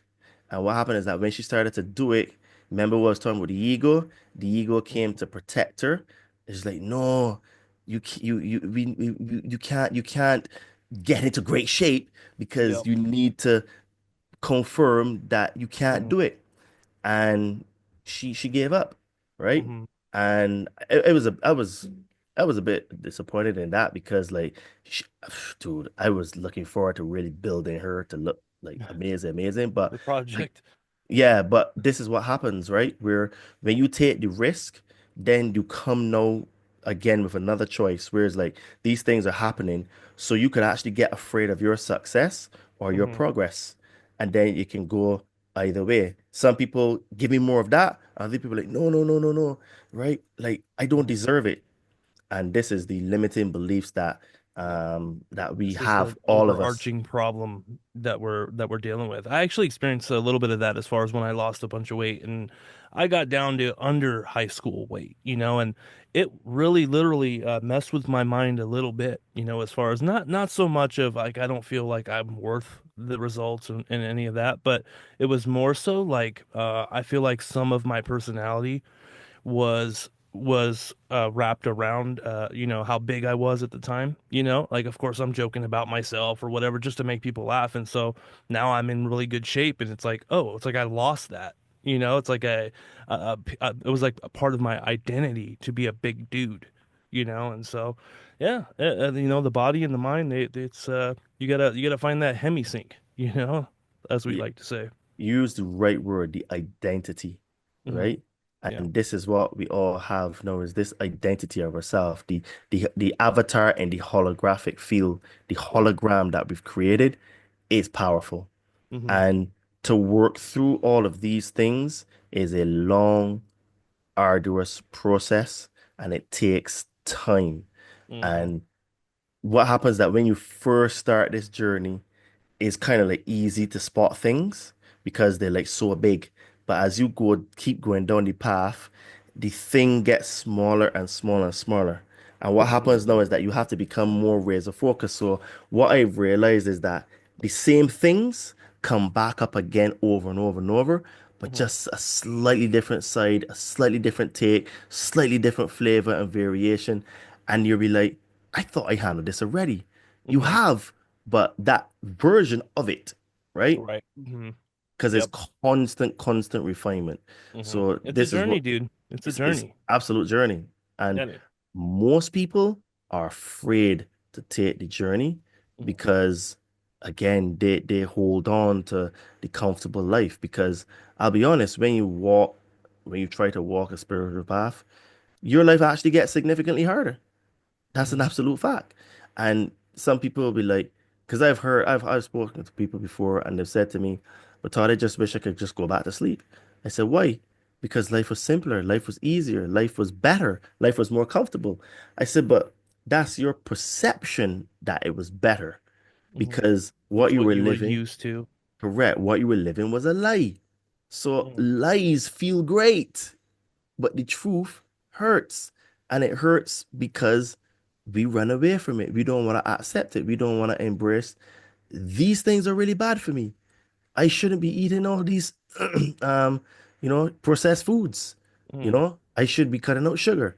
But Todd, it feels great when I eat it and like you don't want to have any fun. I'm like, it's not The that. Cheetos were on sale, dude. You know what I'm Yeah, like, saying? You can find all kinds of oh yeah, excuses, I for mean, you who sure. know? doesn't want Milk's favorite cookie?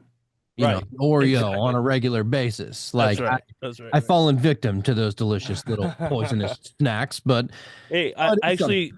I actually wanted to not to cut you off, dude. My bad. I actually thought of something recently, and Todd, I know the first time that we had you on, you were talking about Inky and Enlil, right? Mm-hmm. And that whole story, and I thought of something just from the information that we've been covering lately, and I feel like there is a lot of, like I said before, there's a lot of truth in all of the stories that are told around the world, and and I don't want to deduce that to just stories, but I feel like for the most part, a lot of these things are just stories, but it's based on a universal truth that we all kind of see and we vibe with, right? And so, let me know if this is stupid. So basically, like the Anunnaki is, the same story with Inky and Enlil, correct? Okay, so all right, so let me know if this is stupid or not. But like Inky is the one. Which one's Inky? The one that didn't want to create the us to be powerful, or I always get them mixed up. Enlil's the bad one, I think. Enlil. Yes. Okay, so okay, this is what I was thinking. Enlil is your logical side of your brain, and Inky is the imagination side of your brain, right? And Creativity. they wanted us to mine gold, right? Mm-hmm. Was that part of the story? Yes. So that's what we're Resources. supposed to do. We're supposed to transmute the lead into gold. You know what I mean? So I'm trying to put it into like a universal truth that they made a story out of. And Yeah. Yeah. so Inky and Enlil are the two sides of your brain. I That don't know. that That very was a well thought could I be. had that I've never heard anybody say.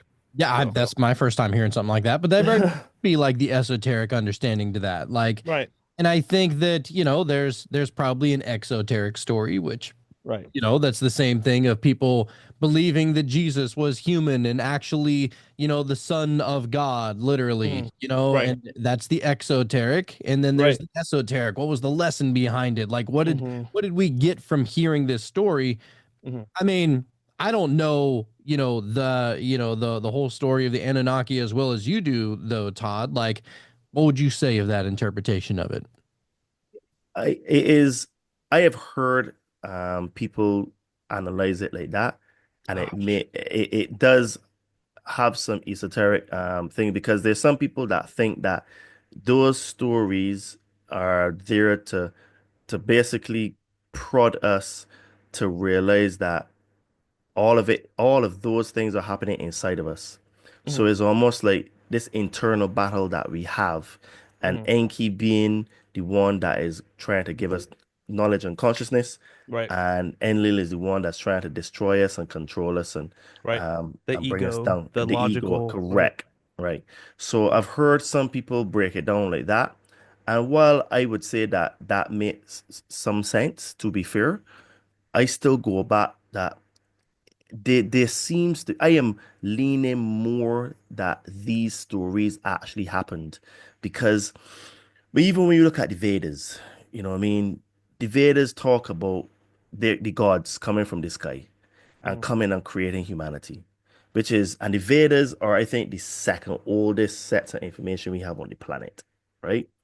Because and I think that the Vedas give a really good description of what really went on.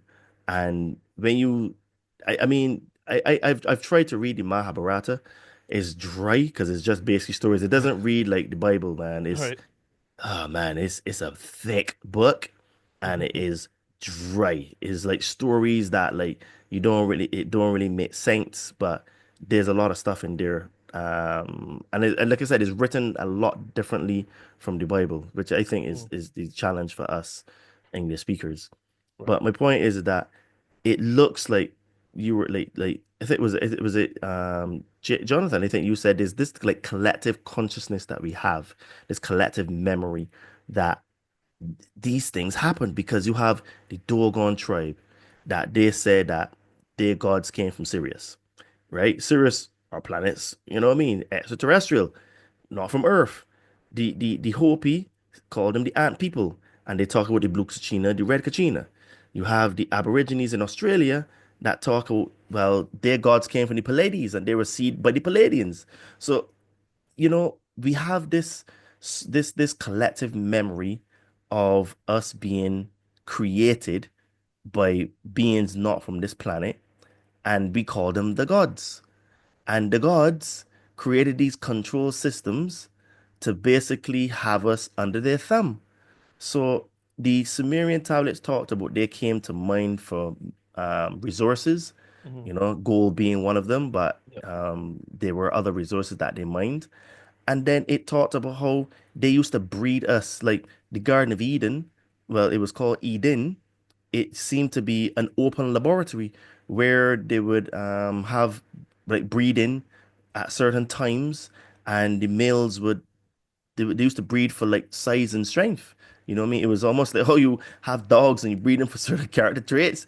It was almost like that, dude. It was nuts.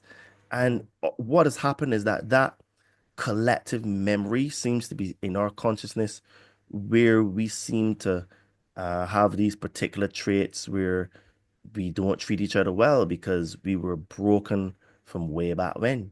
Hmm. And then when they put in religion and then things like government and money, it took us away from the spiritual and made us to concentrate on only on the physical things, Yeah. right? Hmm. And then it is only in the last 100 years that we end up having this epidemic of fatness and obesity, right? Because if you look at um pictures of people up to like the 70s, dude, people were fit as hell. We Yep. didn't have microwaves, we didn't have really processed foods, like we still had the man able to provide from his family off of one salary. So, things like cookies, the wife used to make, right? Hmm. And it is not that cookies are bad, but if you're making them yourself, you actually can control the ingredients that go in. But when you're buying them from the store, dude, you can't, you know what I mean? Those are not only full of sugar, but they're full of all sorts of additives and chemicals and all kind of stuff. Well, those little fucking Keebler machine elves are just getting up in Yes, reality, dude. bro. But dude, look, you were talking about Oreos. I have seen a video where this guy put a flame, a blowtorch on the Oreo, and the freaking thing wouldn't catch Doesn't a change. fire. It Right. doesn't change. Yep. And I'm like, It You know, you doesn't can wow. break literally, down. you can literally smoke a McDonald's French fry. Like if you light it on fire, and you can smoke it like it's a cigarette. Oh shit, maybe I'll just start doing that then, dip it in Wow. bait. No. Uh-uh. But that's insane. Mm, So it's only recently, in the last 100 years, that the education system got taken over, then the food system got taken over, then the judiciary, all those things got taken over because mm, we used to live in much, I would say, much more harmony with nature, to be yeah. fair. Most people had like a kitchen garden as well, especially like, in countries like Barbados and the smaller islands. I remember growing up and there were people still had kitchen gardens. Mhm. Now people have concreted those kitchen gardens and have driveways for their cars now, and we all want to be living in the terraces and the heights. And that's the equivalent of like the suburbs and over your neck of the woods. And what's happening now is that we are consumed by materialism. So Well, what we that and there's a have lot now, of I think there's a lot of not to cut you off, dude. There's a lot of intertwining things happening all at once. It's like it's absolutely. that and it's also people like immediate gratification and technology has definitely kind of ushered that in. We like our information now. We like our food now. We like, you know what I mean? No one wants to go out there and plant a garden. There's laziness. There's all kinds of things that, we're Well, talking about at this there's point. convenience, and I think that there's definitely convenience in taking somebody at their word. There's definitely convenience in listening to, your elders and they know better than me. And so I'll just listen to them, even whenever it comes to, religious understandings and stuff like that. Well, the like obviously like, the Jews and the Greeks and all them, they got it right because that was 2,000 years ago. And I mean, this story has stood the test of time, so it must be right, right? And I think that, over time, I think the majority of people we lost our way because we gave in to this material literalism. And I think that there's certain stories, it doesn't matter. Pick up any religious book. If you were to read them as they were literally, like if they were literal, like these things actually happened, I think that you're not going to garner as much truth as you would if you looked for the deeper, more esoteric meaning from it. And I think that people probably knew that back then, like way back then. You kind of had to, vibrationally, spiritually, like connect with these things, right? Like if you could understand what somebody means whenever they say like I am or something, like what does that mean? Like just weird stuff like that. I think that there is a deeper, more profound truth in a lot of these literatures. And so that's what I'm personally more interested in learning the esoteric understandings of them in another way. Like I think that people way back then, they probably knew, like you think about it, most like traditional religious and spiritual understandings weren't written down, bro. Like they weren't written down for a reason, because they knew that they would be falsely interpreted. Because if you can write something, look at us today, bro. Like we're texting. Depending on your mood will determine the energy, interpretation. it'll determine the energy of the interpretation of the other person sending you that message. Like if you're having a terrible day and somebody says, hey, yeah, that's funny, go fuck yourself. Like depending on your mood, you're ready to either throw hands or be like, fuck you too, or something. Girl, like what does he mean, have a good day? What? Yeah, well, what's up with the exclamation point? What's going on? Just put a that? period on it. Like, is he mad at me? What's going on? Right. And so the point is I think that there's a lot of translations and there's a lot of you shouldn't be taking it. I don't think you should be taking the majority of it, if not all of it. I don't think you should be taking any of it literal, personally, because I think that message was meant for the masses. That message was why you didn't write it down in the first place, because you would be scared that people would take it literally. That's why you would have like certain like word of mouth. You had to be initiated to really even understand this kind of shit. Like this is why there were mystery schools. This is why there's certain cults. This is why there's Freemasons that have fucking buildings with no windows on it, because if you knew that they were looking into the esoteric meanings of life or whatever, you would think, oh my God, they're literally, devil worshiping or something like that. But meanwhile, they're just like, they're building a temple in their mind and they're walking through the pillars and they're going to the lake and they're meditating on the water. And it's like, that seems like weird and devilish or whatever, but there's a lot of esoteric shit to be garnered from that.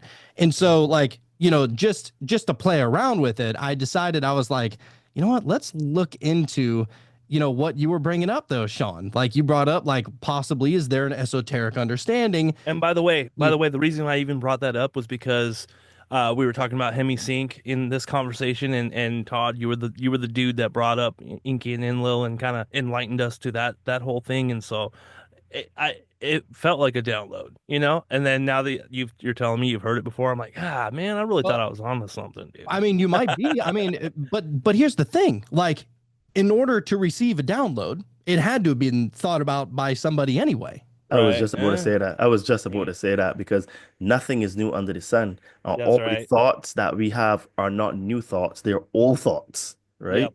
Yeah, you're just connecting to that, what did old boy call it? That, chain, the download that comes and connects to you, that we were listening to on the Joe Rogan show. Oh, the data stream. The data stream. Yes. Yeah. But I just looked it up and I just typed it in on Google and I said the Enki and Enlil esoteric meaning. Dude, this shit is actually pretty wild. It says in esoteric interpretations, Enki and Enlil from Sumerian mythology represent a dynamic duality between creative, life-giving forces, Enki associated with water and wisdom, and the more structured, powerful, sometimes destructive forces of order and control, which is Enlil associated with air and storms, essentially symbolizing the tension between chaos and cosmos, or the balance between or the balance needed between creation and destruction within the universe. Wow. So like, how crazy is that if you would look at it from that point of view? Now, if you're an individual and you're trying to, spiritually connect with this story, what is more valuable to you?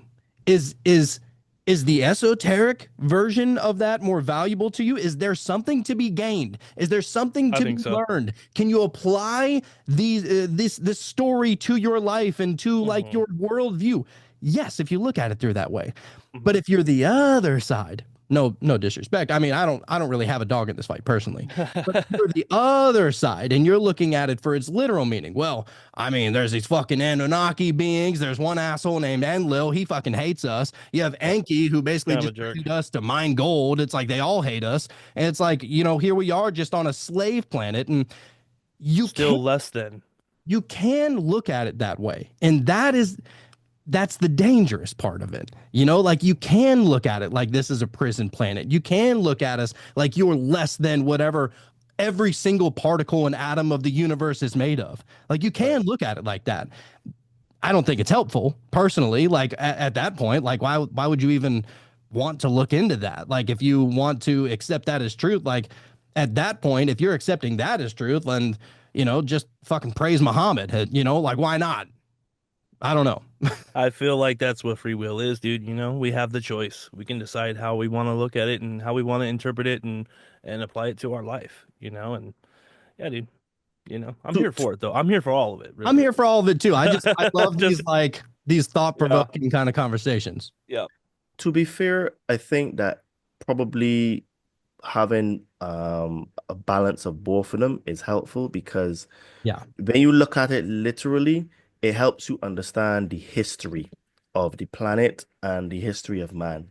Mhm. And then when you understand the history, then you start to understand, okay, the control systems that came about of that are what we have to present day, where we have the 13 Saturnalian bloodlines that basically run the planet, right? And then when you start to understand that, then yes, like you're saying, you could think that yes, we're on a prison planet, and then there's no hope. You can become quite nihilistic. Yeah. So what you're saying, Jonathan, is a good point. Whereas like they can actually, if you look at the esoteric part, then you're looking at a bit more of like, well, these are the two energies that's fighting against one another, which is why I was saying that, you have to become the Christ. And the Christ is balancing both the masculine energy and the feminine energy inside of you, which is the same creative and destructive energies that you were alluding to before. So I think that you have to have a balance of two of them because the there are some things that you can almost say are facts. Because, for example, there on the Sumerian kings list, there's a place called Sharupak. And when you read the Epic of Gilgamesh, Gilgamesh talks about the last no, in that epic is spoken about a place called Sharupak as well, and that the last king of Sharupak was talked about there. I can't remember it now off the top of my head, but I have to bring it up. But anyway, there was a guy called Utanapishtim, right, who is that was the son of that ruler. And Utanapishtim is Zayasudra in the Atrahasis, which is the Noah character. Guess what? They actually found Sharupak and they actually found tablets confirming it's Sharupak. So you still have elements that it looks like it is historical events that were happening, which is why I say that I think that what you bring up a very good point, and I also think that you have to have the balance of the two, because right, Ubara Tutu, he was the last king of Shirupak, and his father, and he's the father of Utanapishtim. Okay, Utnapishtim. Okay, so he's the father. So basically, you're finding um, tablets that are confirming a place that was later discovered to be a real place, and then you find other tablets talking about life and everything in in Sharupak. So I think that we need to have a little bit of an understanding of our history because it allows us to understand the type of beings we're dealing with. These are very sophisticated, highly intellectual, understand structures, understand human consciousness because they're able to program us because they created this fantastic matrix that has people injecting themselves with poison and still wearing freaking masks, right? So the level of control is insane, right? Mm. Yeah, Well, as far as the alien stories, as far as the Anunnaki, like as you said, it could be real. And look, dude, there was definitely people carving carvings of UFOs in the sky. You know what I mean? This was way back before airplanes and things of this nature, and so I don't think they were trying to deceive anyone back then. You know what I mean? They carved what they saw, and so like yeah, dude, I mean it's definitely possible that Well, that's what's dude, going on. there's another theory that basically the Anunnaki were just advanced humans Hmm. that basically they were from another planet, obviously, and they came here and they just wanted to dominate and all the stuff that because this is why they said the sons of God had sex with the daughters of man. So the only way they could do that is if they were humanoid. They had to have the same reproductive systems that we have. Because think about it, right? You can't mate a cat with a dog, right? There would be no offspring because they're completely different breed species, right? Hmm. So if the Anunna gods, aka the Anunnaki, had sex with the hominid species that was here prior, it means that they would have to look like us. Maybe just they were bigger. Maybe they had bigger phalluses. You know what I mean? They had bigger wombs, right? Of course, I knew it. You Yeah. know what I'm saying, right? So it means then that there's a theory that they're basically advanced humans, so advanced that they were able to manipulate stones like andesite and basalt. These are like on the 6 and 7 on the hardest scale, hardness scale in the world. And Mm. dude, up to today, we can't have the straight edges, the polished finishes. We can't manipulate these Hmm. stones and have them airtight, like joints. Like when Right. you look at some of the work in Peru, and then you look at some of the work in Turkey with the Kef blocks, the Kef box, the Kef Kalesi, and all those other places that Matthew LaCroix is like really discovering now and talking about. Hmm. Dude, like it is insane the level of precision. Hmm. And it that means then that if the Anunnaki are like our future selves, it just goes back to show you that we are so great, but we ended up worshiping technology, which seems to be the way we're going now, which is Hmm. why I think that the Anunnaki are so egoic because they most of them have not embraced the spiritual, but they have high technology. And we have this crash and burn sort of situation where society rises to a high level and then it destroys itself. We start all a cataclysm happens, we start over again, we rise again and fall. There's this continuous rise and fall. And I Hmm. think from memory in I think when Solon went to Egypt and he spoke to Sais, and which is documented in Timaeus and Critias. I think Sais told Solon that there were 5 civilizations prior to the Greek civilization that reached a high level. So let's say that's true, right? Can you imagine that human beings were at the height they reached their zenith 5 times. And that means that we now are probably in the sixth version of that. So we still have a lot to go, my man. A Oh, lot to that go. was that Yeah. was something that I was gonna say too. Like just thinking about that, like the possible history of Atlantis is not necessarily one that's agreed upon. Like we all want to believe that maybe it existed, but some people think that there's proof, some people think that there isn't any proof. The same thing with Tartaria, right? Like some people think that there's an abundance of truth that there was a Tartarian people, and then eventually they just got wiped away somehow, right? And then you got the whole the biblical flood of Noah and all that other shit, getting rid of the Nephilim. Like, I don't even necessarily think that there were Nephilim personally. I think that that was just a way of I don't know. I don't want to get too far into those weeds. I think that was they called them monsters, but they were probably just people who disagree with them. Personally, that's what I think what was going on. But I think that there have always been people, and I think that there's always eventually there's going to come a day we're going to be long gone, And people are going to be like, like the way we look at Atlantis, like, oh my God, the technology they had, it was so incredible. They had med beds. You can go in there and just heal yourself. They were healing themselves with crystals and they were extremely advanced beings. Like one day there's going to come a people who find some kind of fucking PlayStation memory card or something like that. And they're It able to says plug it into their system. Samsung. I don't know if I'm reading it correctly, but it's Something some like type of looks like a Black Mirror. I don't know. Maybe they were into witchcraft. Who knows? Anson, Swanson, Samsonite. I knew it started with an S though. but like eventually there's going to be some people advanced, I mean not necessarily advanced, but just in the future of us, they're going to be like, have you ever heard the myth of America?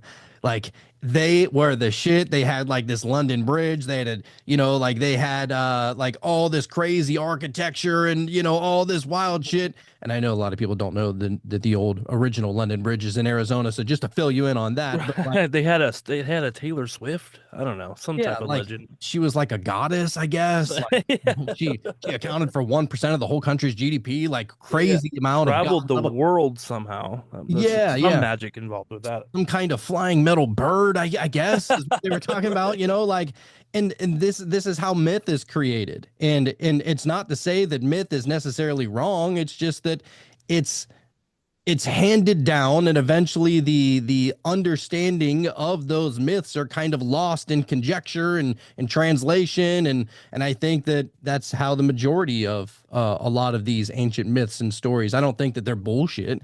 I mean, it's just that I think that there's something to learn, and a lot of times it's almost impossible to prove that this shit is like historically and factually and physically real and like factual and stuff, and so I think that all you kind of can do is take the esoteric, like what are you getting from that story, and it's not to say that there isn't something to learn from the other side. Just going back to the Enki and Enlil, like, is it possible that you're supposed to learn the esoteric version of it in order to then be able to appreciate the exoteric? Like, Right. here we are over here, like we're over here like judging Enki or Enlil or the Anunnaki, like they Right. hate us, they wanted us to mine gold, but like, what if we found out that that's really who we are on the inside first, and then find out that it actually happened in physical reality, and now it's like, okay, maybe I'm not judging them so much because I probably have Right. a lot of that shit going on in my own life, or The something like various that. levels of interpretation, and how you want to look at it and what you want to get from it, dude. Could be any number of ways, dude. I Oh, love talking about this stuff though. that was It is, fun. it is very true. I mean, for me, what I do is like I like to delve into the historical part because I think the historical part does help you with the spiritual part because what happens is that it's almost like again a yin and yang balance because at least for me because I'm a civil engineer and my brain works in structures and systems and for me to understand some of the spiritual stuff you have to understand the context and how you got there. And I think that the historical part does help you because, at least for sure in the beginning, because in the beginning, it's like, well, how did we get here? Why is the world the way it is? And then the actual tablets and historical part is very important because it helps you to see like how they were able to do it and the systems of control. And then when you understand the systems of control, then you start to realize, well, hold on, religion was one of the tools that they used to control me. So then when you start delving down the religious side, then you start to realize, okay, but this isn't really working for me. And then you go down to the spiritual side, and then the spiritual side does give you some sort of like decryption keys into the esoteric, which what you're talking about. So to be honest, I think they're all linked, and I think that is just like depending on which part of the your phase and of Hmm. growth and development is because when I was first coming into this information, I wasn't so much into the spiritual, but it got there pretty quickly because after reading the Atrahasis and the Enuma Elish, I was like, okay, I went really into reading about Islam and Christianity and Judaism. I was like, okay, I now understand now how it is that they were able to really get us to believe because, like I said before, that religion was brought to the people in form of conquerors. So it was used as a framework to control their mind. So then now when you put in all the religious stuff though, it really, that's why I say religion comes from the Latin word religare, which means to hold and to bind. So what it does, it holds and binds the minds of its followers. So this is why people now would literally dismiss every single thing that we are saying because nope, my pastor, my imam, or my rabbi said it is this way, and I'm not going to do any research on my own. I'm just going to believe him because he's the oracle of truth. He knows he studied this thing, and I'm just going to relegate my thinking to someone else, and I'm going to give my power to someone else because I have a savior complex, and I believe that this Messiah or this God, or this person to follow, he's going to save me. I don't have to do any work on myself. I can just think about getting into shape, and I will just get into shape magically. Don't need to do any exercise at all, take no responsibility, have no accountability for myself because I'm going to be saved. And this is what my rabbi, my imam, and my pastor said to me. So I'm just going to go with it, right? So, That's been my workout plan lately. Who told you? Yeah. Not Let working Jesus take the out. wheel. Yeah. like, No, but seriously, honestly, like that is something that, some people do it. I think it's honestly like a comfort thing though. Like people, they start looking into the depths of this, and it can kind of seem like the abyss. Like whenever yeah, you're starting to pick up on, a couple of the breadcrumbs along along the trail that eventually lead you to the rabbit hole, and then you eventually like fall in just because you're curious, and now it's like, oh, I'm stuck, I'm falling forever, and I don't know really what to grasp onto to try and get some kind of stable footing. And it's a dangerous place to be in. Like most people who start on their spiritual journey, it's a fucking crazy, like it's kind of scary at it's some point. Like you're going to start to experience some things that you haven't studied enough, or you haven't been immersed in this kind of stuff for long enough, and it can scare the shit out of you. But also it's pretty cool because you realize that, like, like I look forward to most of my nightmares, like except for the DMT nightmare, fuck that one. But like Get most out of of my here. nightmares I like because I'm like, oh, this is like it's like a roller coaster. Like I know I'm not gonna die. Like for some reason it's just wired within my brain. I know I'm not gonna die. So like enjoy the ride. Like if some fucking polar bear who I know will outrun me, will outswim me, will outclimb me, is Just a following me, murdering machine, dude. I know for a fact before he even touches me with his claws, I'm waking up. And I think that if we kind of just looked at that, and just like, what if you played around with that?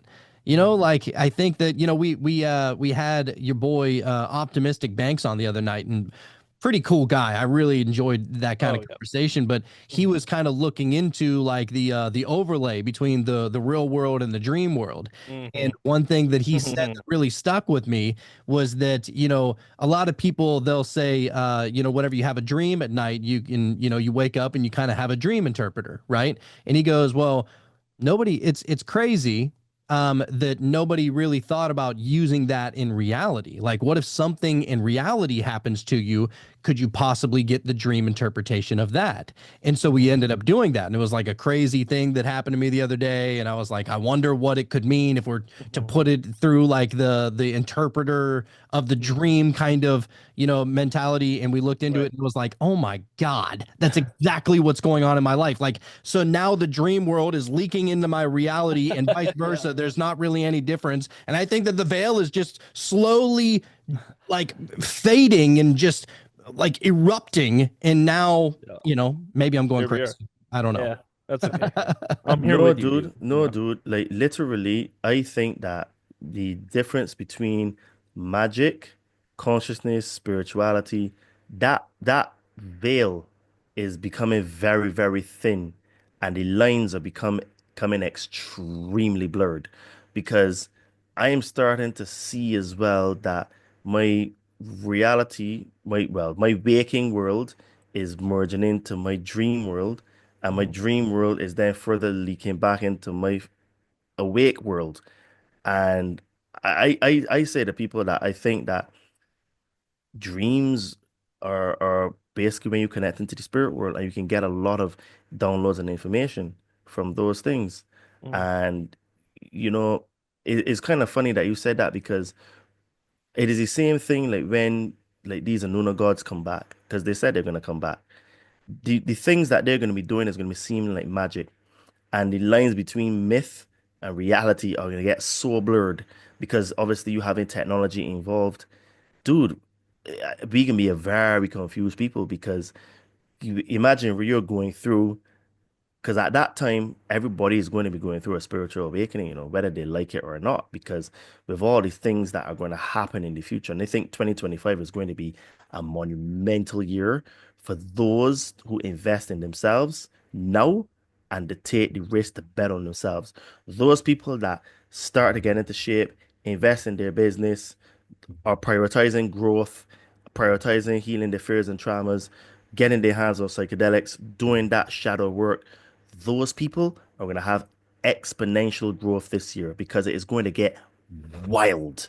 Like, dude, we are only in February now, and look at all the wild stuff that happened freaking last month, A year right? has already passed. We're in February. You know You what I know? mean? Dude, it is insane. So, myth and reality, the dream world and the waking world, the lines are going to become extremely blurred. And this is why I tell people start working on yourself now because we live in relative peace times and things are easy. Do the hard things now when it's easy to do instead Mhm. of waiting to do the hard thing when it is hard to do. Right. Dude, when things get hard, nobody's thinking about doing meditation, reading books. People looking for survival, right? Mhm. So the people then that are doing the work now, if once they do enough work, again going back to the mindset now is going to help them to get through the challenges Mhm. because the challenges are going to be coming ridiculous this year and is already starting for people because like look at California was attacked, right? Those people, dude, can you imagine, right? And I don't want to say this to make it happen, but just imagine let's say 70-50% of the planet was charred like that. Try telling them people, well, dude, well, maybe you should be doing some meditation and Right. healing your fears and traumas. They're gonna tell you, screw you, mate. You know what I mean? We ain't got no food, we ain't got no water, I Mhm. ain't got no It's place already to too late live. by that time. You know what I'm saying? You telling me about doing all this woo-woo stuff? Screw you. That's what they can be like, right? But if you start to do the work now, when things get that bad and you lose everything, you're gonna be like, okay, well, I came in this world with nothing. I have nothing now, but I've got myself and I've got health. You know what? The mindset that you fostered from getting into shape, doing psychedelics, reading books, working on your fears and traumas, eating better, that mindset, that's gonna pull you through. You're gonna be like, okay, I have nothing, but I am grateful that you know what? I am still here. There's still a sea. I can go and do fishing. If you live in a tropical place, there's coconuts. Go get some coconut water. You know what I mean? And adapt. But Mhm. if you're not working on yourself, no, adapting is going to be extremely hard because again, is all being in this world, right? But not of it. And most people today are of this world, right? They literally live in the matrix. Dude, there are people that base their entire lives on social media, you know? Mhm. Oh yeah, dude. Yeah, for sure. I mean, look, I think that what you're here to do, Todd, you've probably inspired a lot of the one out there, whether it's looking into the spiritual understandings and the philosophies through ancient scripts and whatnot, or looking into your view of life as far as training people to stay fit and eat healthier and all that kind of stuff. How would all of the one out there try and find you if they are wanting to acquire your services, my good sir? Well, first I want to say thanks for having me on your show again. Look, and I'm gonna say this again. You guys were very instrumental in me actually doing my own podcast, right? Because the chat that we had off camera on the first show really sort of seed in my head. So I'm very happy to talk to you guys because you all are really part of my journey. So if you like the conversation that we had today and you were touch moving inspired to get into the best shape of your life, you can hit me up on my Instagram at Adriano underscore 246 or my name Todd Kim on Facebook. And as I said, I do have my own podcast. So it's called The Conscious Man 7. And we have similar conversation like this. And I have very cool guests as well. And you can find me on Spreaker, Amazon, Deezer, Spotify. I'm everywhere. Just literally type in the Conscious Man 7, choose the platform that you like, and I'm there. Now, as we talk about a lot of consciousness and spirituality, if you're on a spiritual journey or you would like to start a spiritual journey and you would like some help removing some fears and traumas, I can help you to get hold of some magic mushrooms. So hit me up again on my socials at Adriano_246 or my name Todd Cave. And if you would like to help support the Conscious Man 7 podcast, you can visit my store on Amazon. And the store is called Todd and Me. And you can get some cool shirts like the one that I'm having on today. So video Love it. followers can see. So that Nice. is the Yes. logo for the podcast, and I have merch there, so that helps us to, help fund the operation and improve and get better equipment and pay for editors and stuff like that. So if you want to help us to propel and get as many episodes as Meta Mysteries, you know what I mean? Because we're at 60 right now, and you all are at like what, 400 or 500, something like that. No, Something no, over no. here. Actually, you know, it's funny. We just had Optimistic Banks on, and that was episode 222. So I thought that was kind of 222. cool. Yeah. Okay, so if you want to help us, get as many episodes of Meta Mysteries, help support the podcast, you can get some merch. We got tank tops, hoodies, shirts, and sweats, and all that kind of stuff. And once again, thanks for having me, guys. And don't forget to like, subscribe, and to share to this platform, Meta Mysteries, and my platform, The Conscious Man 7, because we're both doing some good work out here, and we need to start supporting our people that are putting their hats in the ring and the smaller podcasts because we are the future media, and all the help and support that you give us helps us to keep doing the work, because they're not going to tell you, but I'm going to tell you this: having a podcast is a lot of hard work. You have to have a calling to do it. You have to like it. If not, if you're just doing it for money or doing it for fame or clout, you ain't gonna last. We do this out of a labor of love. And we do it for you because we love you, and also because we have very few friends, and have these conversations are kind of hard in the world. So we like to have podcasts about ourselves to be able to talk about these things so that we don't feel like we're going crazy. You know what I mean? You're the Yeah. man, Todd. You're the man. You are the man Said it. for sure. I kind of feel like you're like the meta. It's like if Billy Carson and David Goggins had a baby, Todd Cave would be spit out. Little baby Todd Cave. There he is. You're just the perfect like mix of both of them, and I love that energy that you bring to the show. So I appreciate you, Todd, for coming on here and diving into all the wild rabbit holes that we get into. Man, you're the best. And yeah, so all of the one, you want to go check out the Conscious Man 7 podcast or check out all of his socials, definitely go ahead and check him out over there. He is the man. We are going to be getting into a meditation, but first, We got a tarot card, dude. We Looking got forward to it. we got the Queen of Swords. I feel like we get this a lot, but I was looking into it, and I feel like it's pretty spot on for this specific conversation. Interesting. Okay, let me check that light right on. The Queen of Swords. Feminine energy of protection, fairness, and balance when making decisions and speaking the truth is held within the Queen of Swords. Queens in tarot represent feminine energy that includes receptivity, honesty, compassion, and love. The Queen of Swords represents the elements of water and air, yet there is very little water in the card itself, just a faraway stream. This indicates that clear communication, intellect, and logic are favored over emotional outpouring. The queen is seated on a sturdy throne, welcoming anyone who seeks her counsel. Yet she holds her sword of truth in front of her, making it clear that she will not hide her thoughts and opinions. The queen is wise and just. Her thoughtfully drawn conclusions are trusted by all who surround her. To remain in balance, she is open to hearing the opinions and ideas of others. The spiritual message is stand up for your beliefs and don't shy away from sharing your wisdom with others. Focus on using logic and reason rather than relying on emotional expressions, but beware of coming off as harsh in your delivery. There it is. I mean, Dude, right? you gave me goosebumps just now. I swear. Like, every time I come on, the card actually is literally just, it summarizes the actual show we had. It does Isn't that crazy? Yeah. It's the magic of meta. Yeah. It's nuts, because one of the things that I am actually doing now is that I'm leaning a lot more into my feminine energy, because feminine energy is just like intuition. as well. And like sometimes like I would get like, Todd, you should do this. And then every time I don't do it, I'm like, oh man, I should have done it. And I don't, and I hate being You that better. You knew could have, better. would have, should have, but didn't, right? Right. So Yep. I'm starting to lean in a lot more into that sort of like energy where it's like, if something comes to me like that, I'm like, okay, I'm just gonna run with it. Yep.